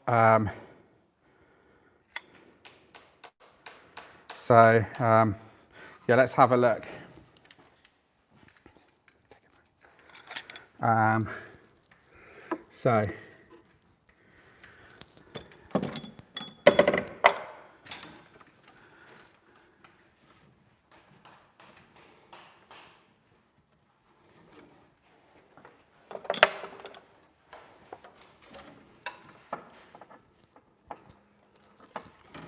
Right, where's that 17 again?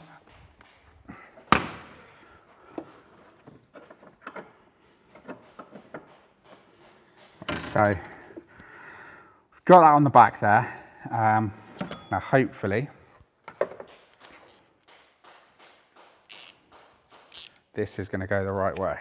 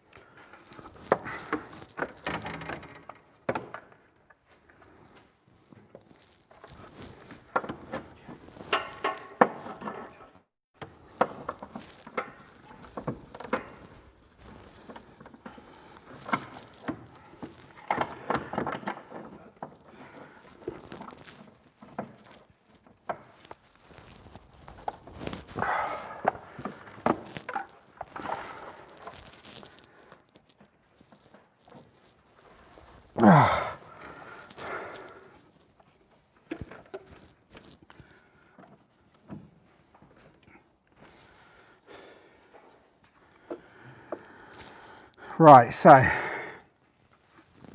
there's not really much room to work down here at all. See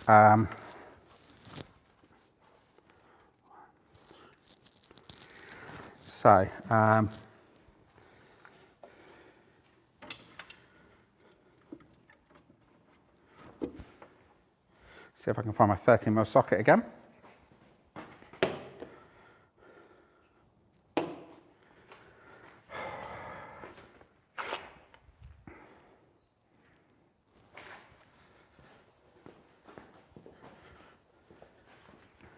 So let's have a look.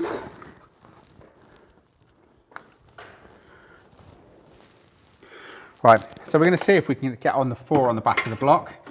See if we can take that off. Again, we should be done now, but that bolt that caused me to swear and has meant that we're still in a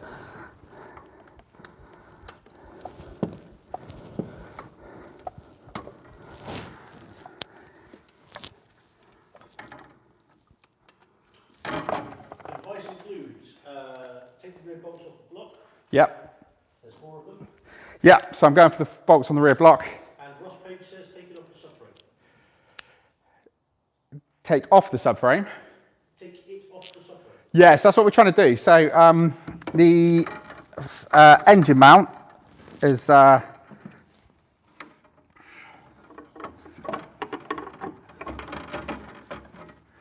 yes, the engine mount is kind of the bolt is stuck, got it stuck on the subframe, so we can't get that rear engine mount out. So we're just trying to get this off now. and hopefully we can get him out.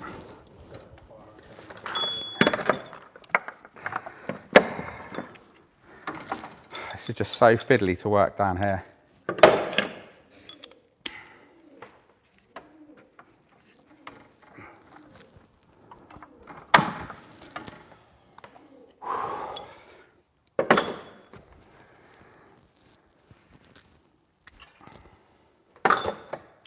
Where's my telescopic bar? Let's see if we get any luck with that.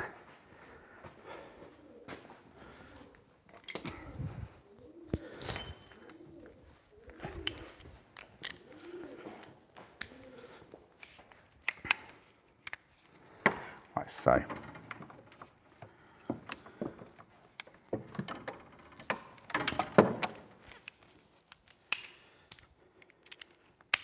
So we're still four bolts away from freedom now.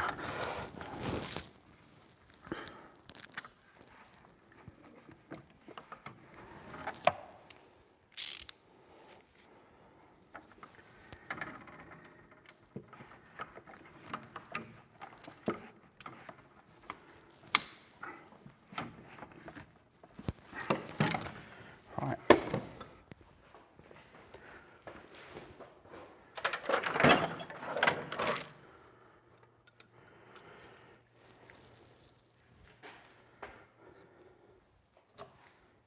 So if I try a smaller, socket, a smaller ratchet. So if I have got a, if I've got a 3/8 instead of a 1/2 inch, I might be better off.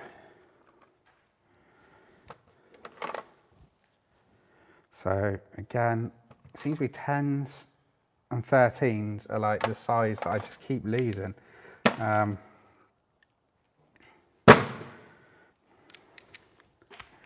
we go. So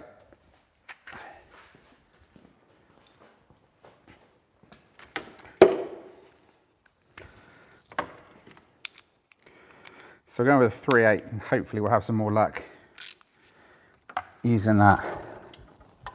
So it's too big on the extension.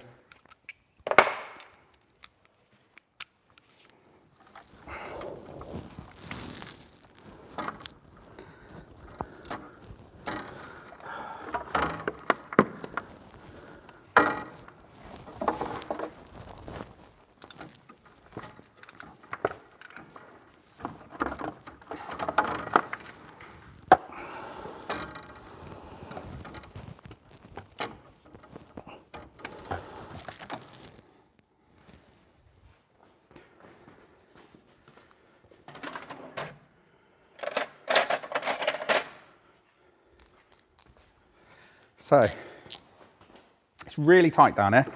This is not kind of the way I'd really want to be doing it, but needs must. So now we've cracked that off a little bit. See if I can get a ratchet spanner on it. Oh wow, actually.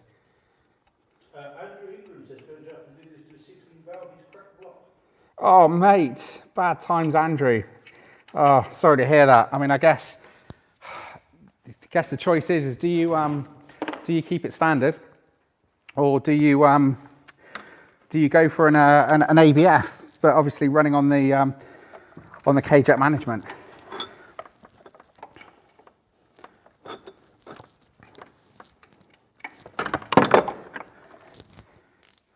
Okay, so once these are cracked off, these are actually quite easy to get, but it's just access to them to be able to get them off. It's just impossible.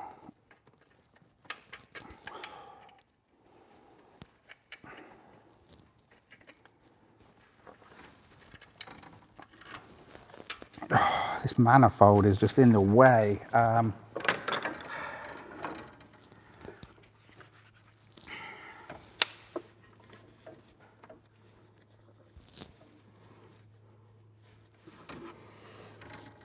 Okay, so let's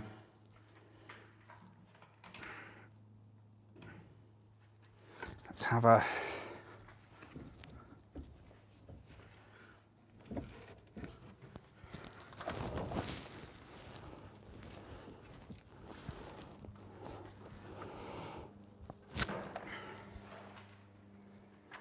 Okay, so I'm rapidly losing my tools in this car. Right, so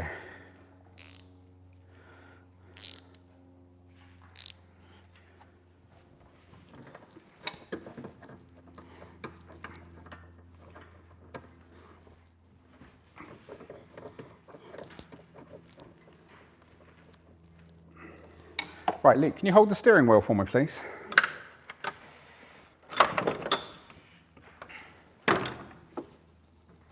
Right. Hold it there and don't let it turn.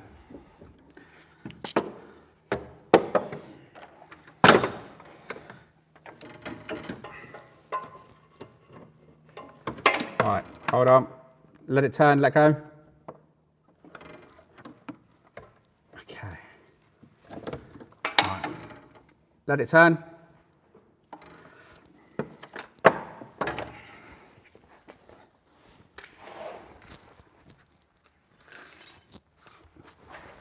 Right, so we're kind of looking at this thinking, what have we got to do here? So we're obviously still really struggling to get this out. So I'm kind of thinking, right, let go, Luke, and hold it there. So at this stage, a job that should have really took about an hour has taken probably close to 2, I think. Right, hold that steering wheel, Luke, don't let it turn.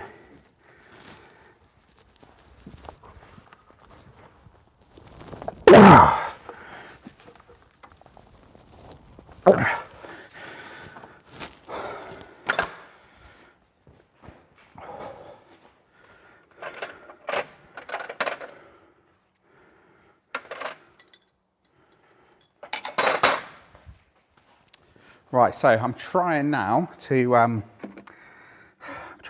undo the steering knuckle, because at this point I'm thinking, oh, do you know what? I'll just drop the subframe out. So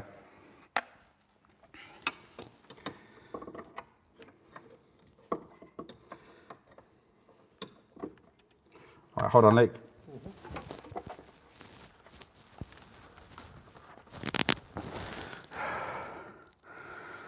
Right, as yeah, that is right.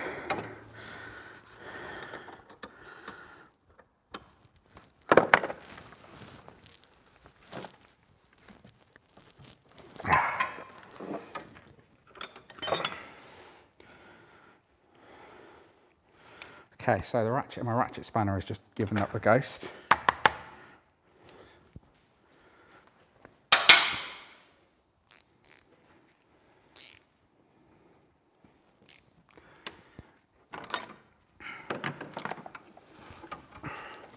So it's one of these, we've been on the edge of getting this engine out for like ages now. So hopefully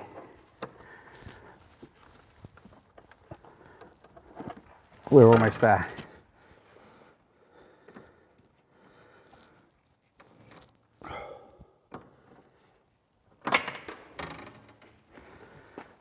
Okay, right.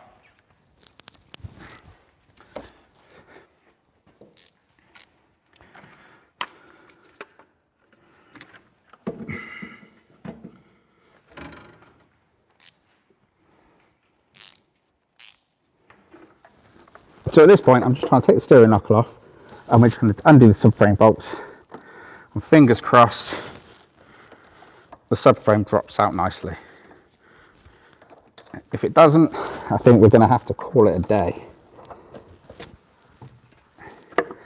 If nothing else, I don't know how long the battery on my iPhone is going to last.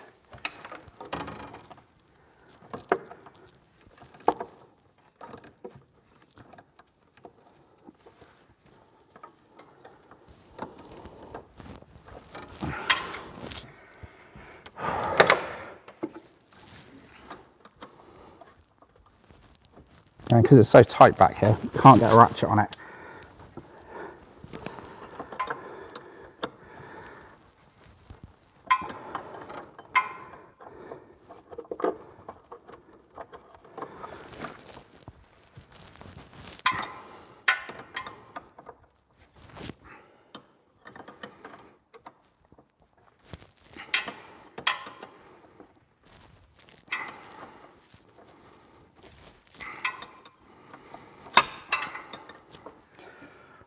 This thing feels like it's full of thread lock.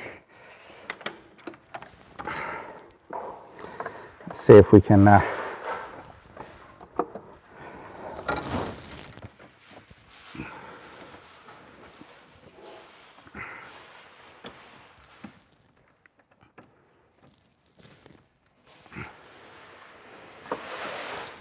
so that's still not coming out. Tyler, don't turn that wheel.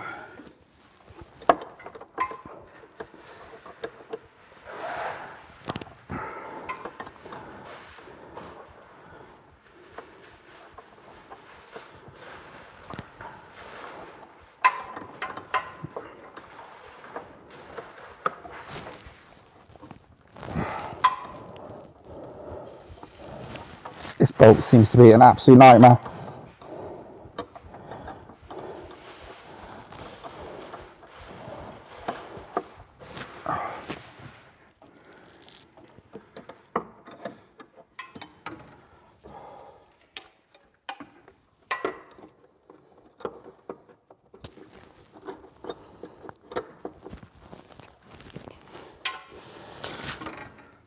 Right, Luke, let's see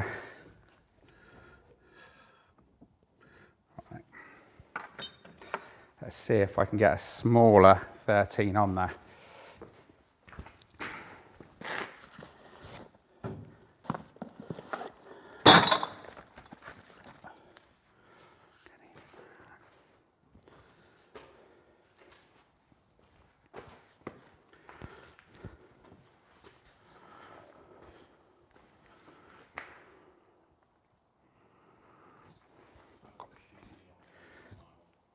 Have you?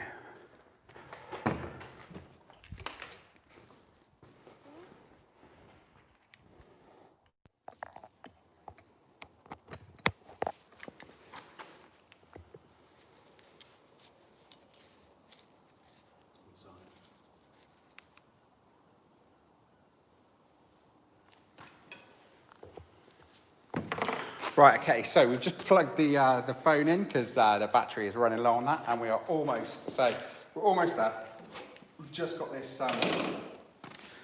bolt that won't come out, so just trying to get out the steering, rack bolt, but it's really tight.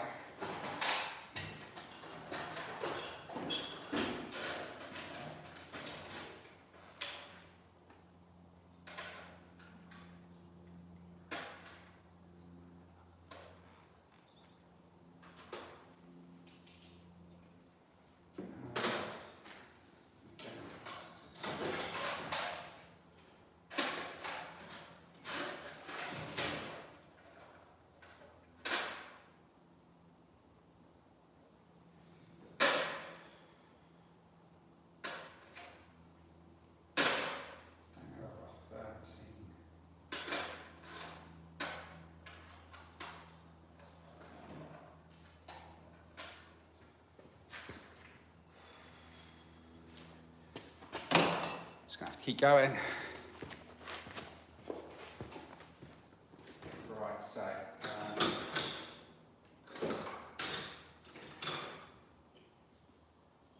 let's see if I can get this on here now. No, there's the exhaust heater in the way.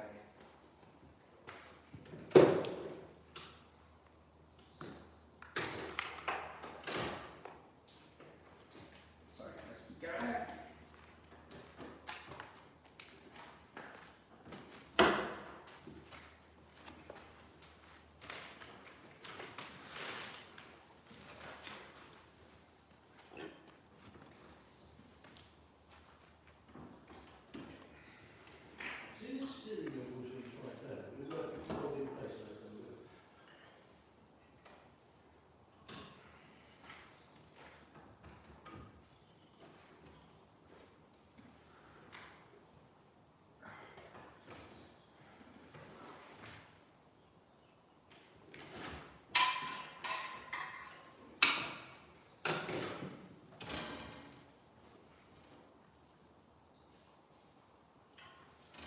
That bolt is so rusty, but again, it looks like this has been run without a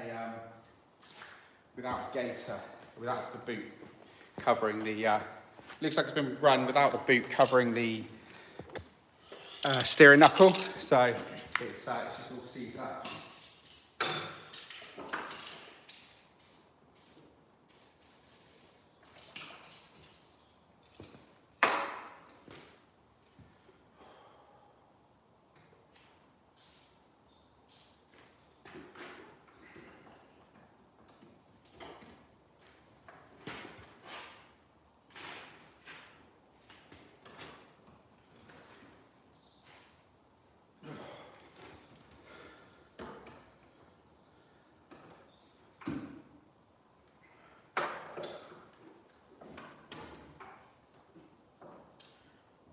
Soaps in there. Let's take a look.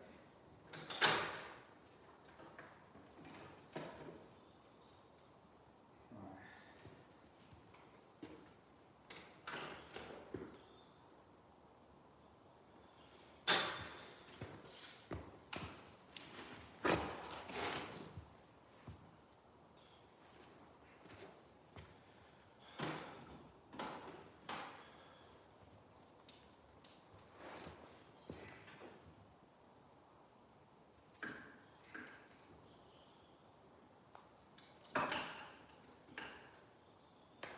Start swearing now, I might put it on. What was you said about the other doing live streaming?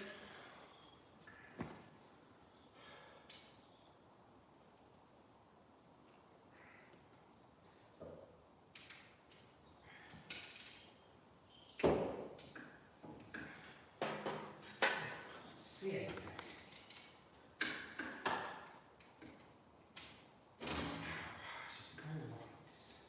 Your torch.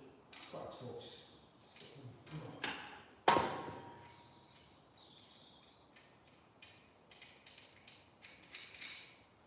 That's 2. So we've got that one. Just don't know.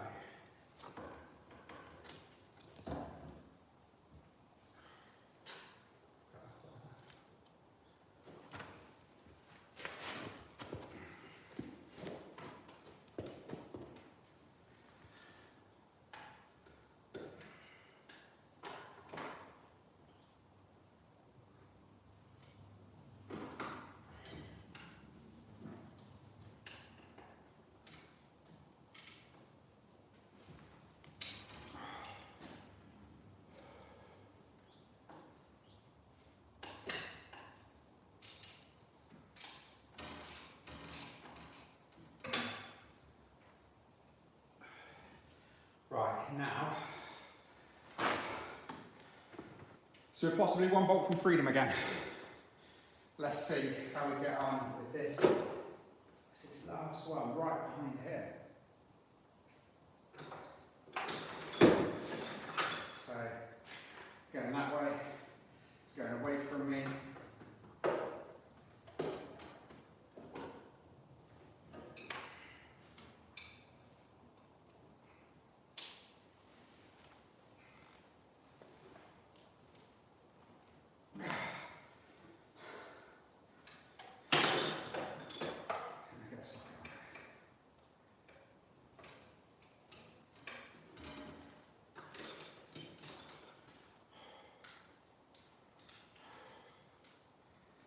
So we are literally just, fingers crossed, going to get this last bolt out the back of the engine mount. This has just been an absolute hit. Feels like everything's thread locked. I just can't get the steering rack. I'm throwing petrol over myself.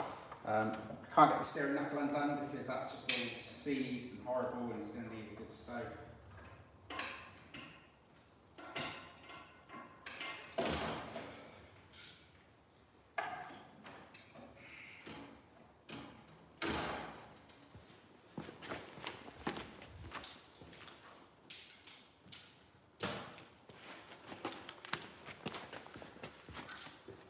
So,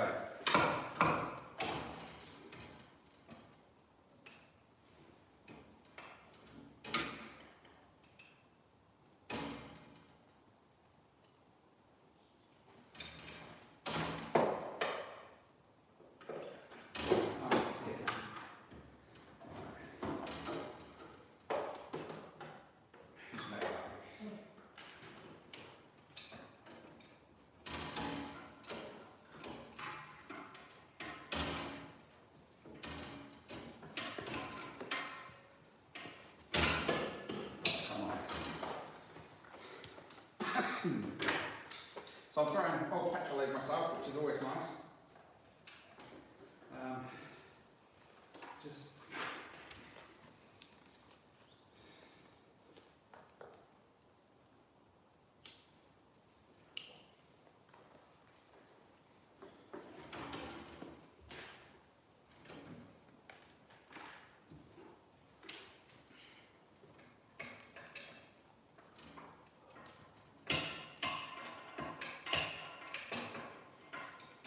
something's catching. Manifold again.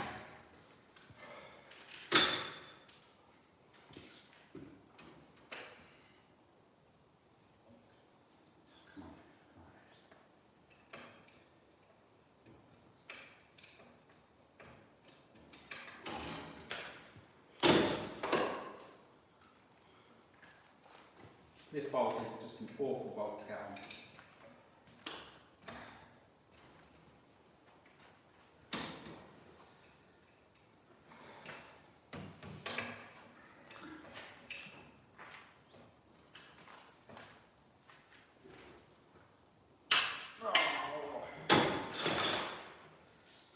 This is just messing with me now.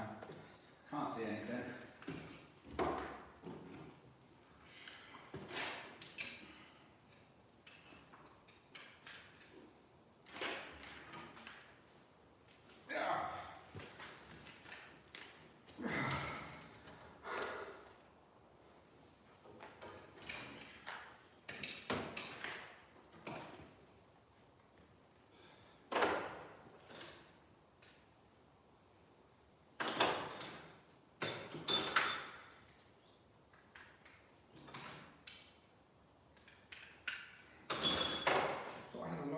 Somewhere as well.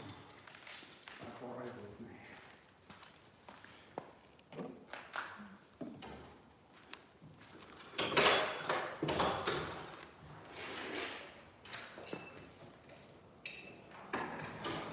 That's what I Is it?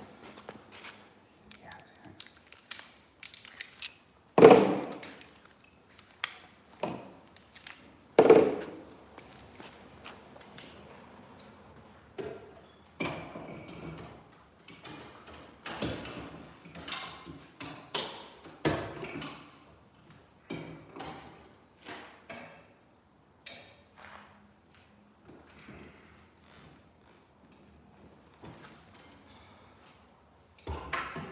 So that gets stuck on the steering knuckle.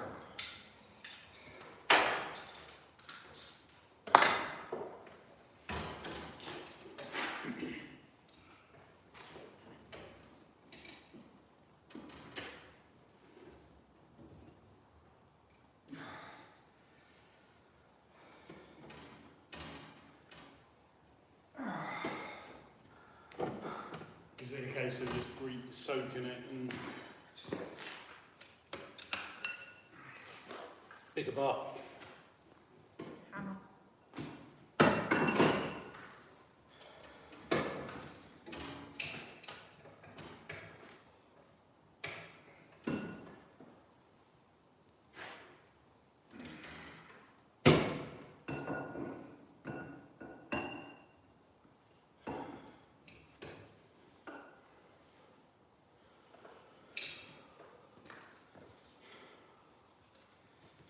So close. This last bolt, and we're out.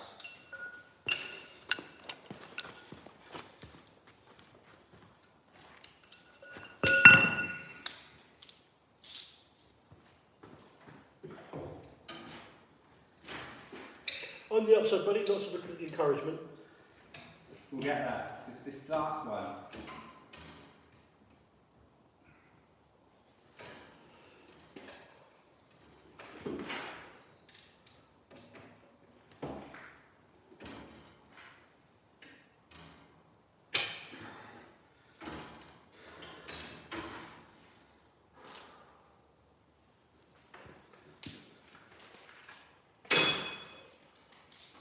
On the upside, there are more people now watching you struggle. Yeah, right. Oh, look at this guy. He is about to just throw a massive tantrum. Ooh. Did we hear that? White smoke. too busy laughing like a second-rate Bond villain to hear the goodness of the bolt crack. First rate, thank you. Is it moving? Yes. Woohoo! Time for a beer. Time to train cardio. Yeah.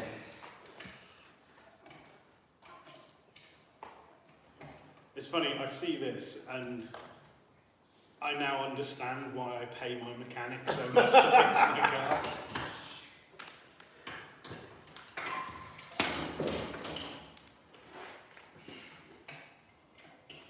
It's just like everything that could go wrong with this car is going wrong. It is the curse Mark II.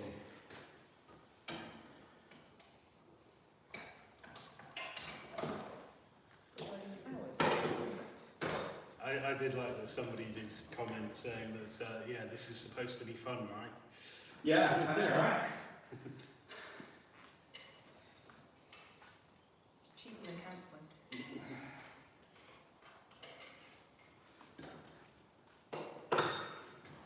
And like counselling, it generally ends up in hitting someone with a hammer. Right, so let's just see if I can just pull this back a little. I don't think it's getting.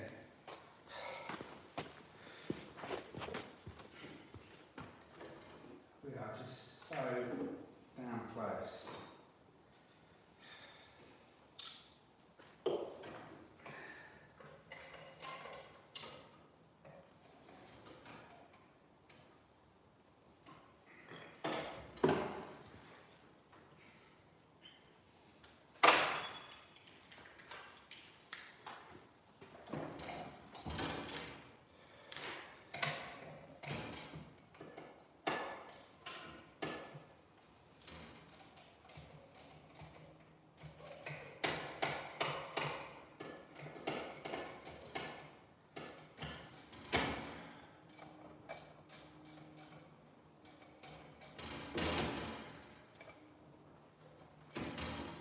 That is coming out now.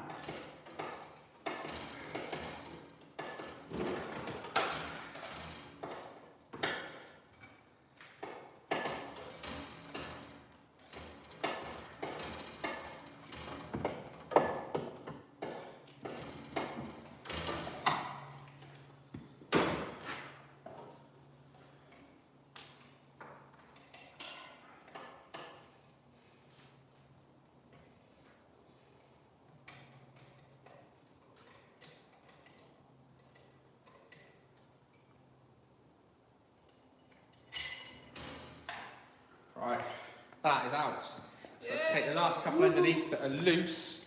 But what I want to do, just to be on the safe side.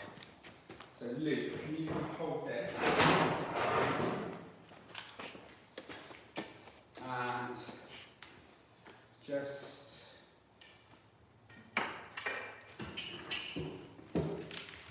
hold that there. Don't push it, just hold it and take away.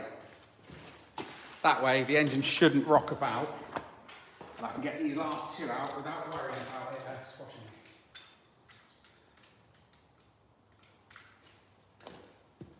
You hold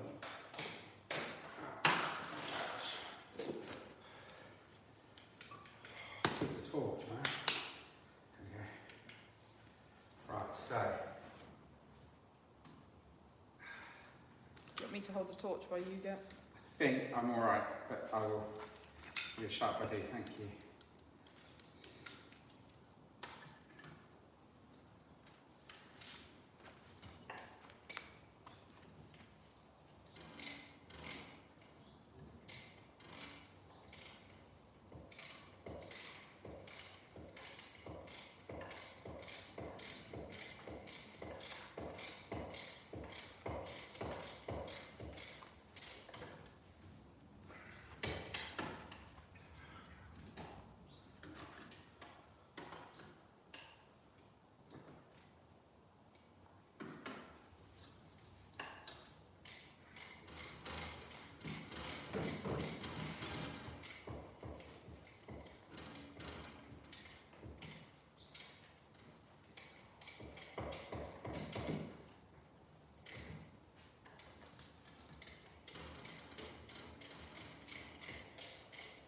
Come on.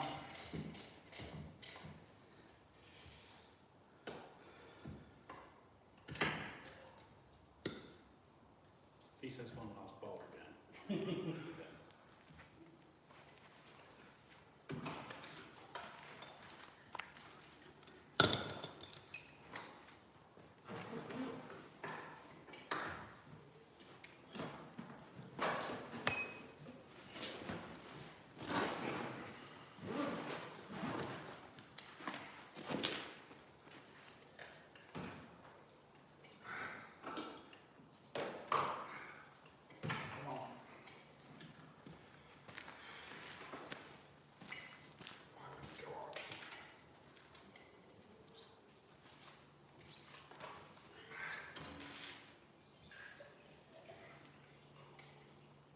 Can't do that by hand, so I have to use the ratchet.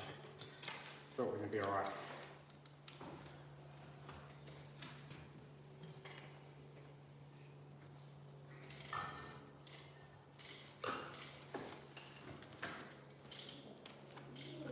Oh, you son of a bitch.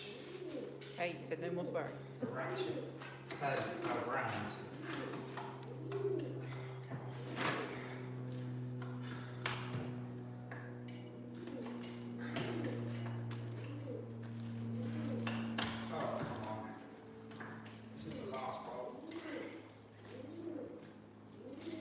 Don't believe you.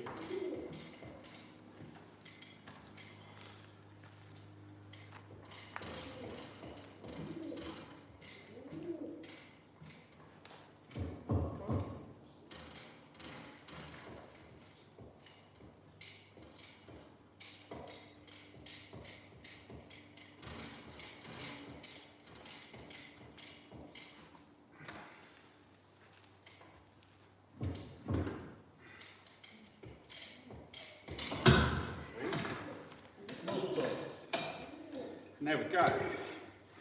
Right. Hold on. Right, you come out. Yeah, you take the bar out. Right. So, let's see what we've got. So that is attached to that, so that's fine. So, let's try and lift this up, because we've still got the exhaust manifold on.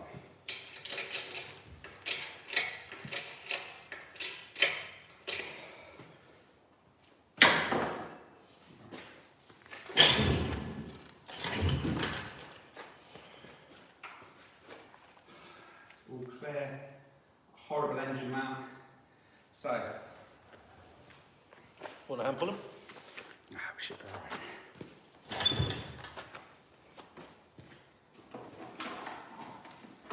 All this is clear.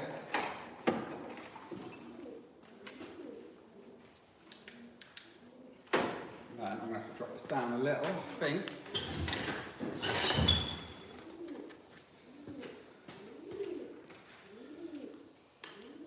Yeah, so that is now just resting on the downpipe on the rear of the subframe. So we're clear for this thing. That thing's not getting put back on its own. So we should be able to come forward.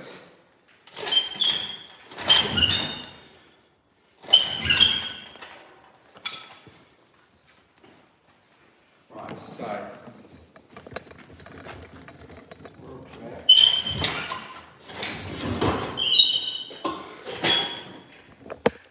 Woohoo! And we're out.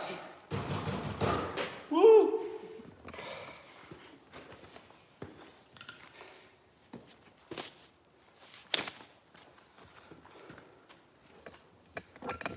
So guys, we have done it.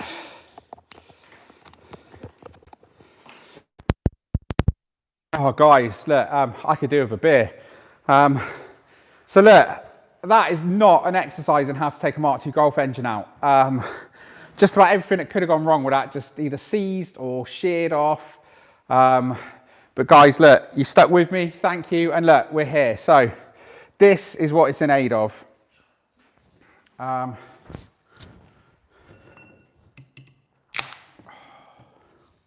So that patch there is basically what we need to cut out. So you can see here, I mean, look at the state of it. That is old welding wire. where they didn't even care about cleaning it up.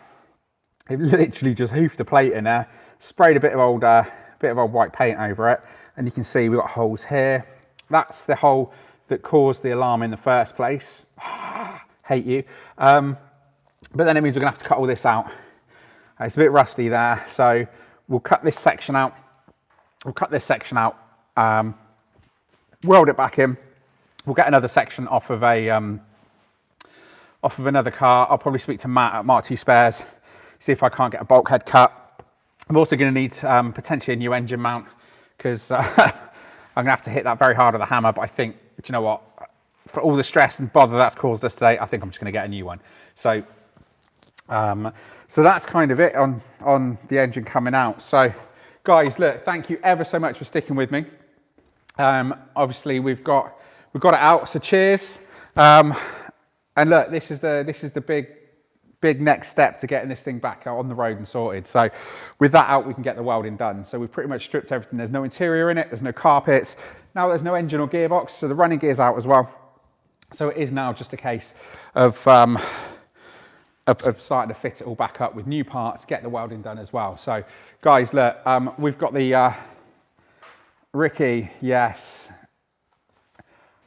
Yeah, do you know what? I was thinking that. Ricky. I will take a look. I mean, I'm a bit worried about the holes for the heater matrix, but I guess if I put a hole in it, mount it up, put the heater matrix back in, and I can just draw around the hole this side that I've cut, can't I? So, you know what? That might be a good shout. I might not need a body cut after all. So. Look, it's been a long afternoon. It's taken a lot longer than I thought. So if you're still here, cheers. Thank you, guys. I'm going to get involved with Bunch of Swine's barbecue. They're on YouTube. They're actually doing a video on cooking this pork loin today. So you can see that on YouTube probably in the next week. But have a look at some of the other videos on the channel. They've cooked for us at the National Meet a couple of times. I don't know what the schedule for next year is looking like, but you know, we never know. We live in hope. So, so guys, look, this is it. This is the result we were after today. And do you know what? I need a shower and I need a couple more of these. So, guys, cheers. It's been emotional. I don't think I swore too much, and I definitely didn't lose my rag too hard. I think I was more frustrated I couldn't find my tools, even though I spent all yesterday sorting my toolbox out. So guys, thanks ever so much for watching. Next video is going to be an update on this Barn Find GTI. It'll be the next step. So guys, thanks ever so much for watching. Remember to like, subscribe, and I'll see you on the next one.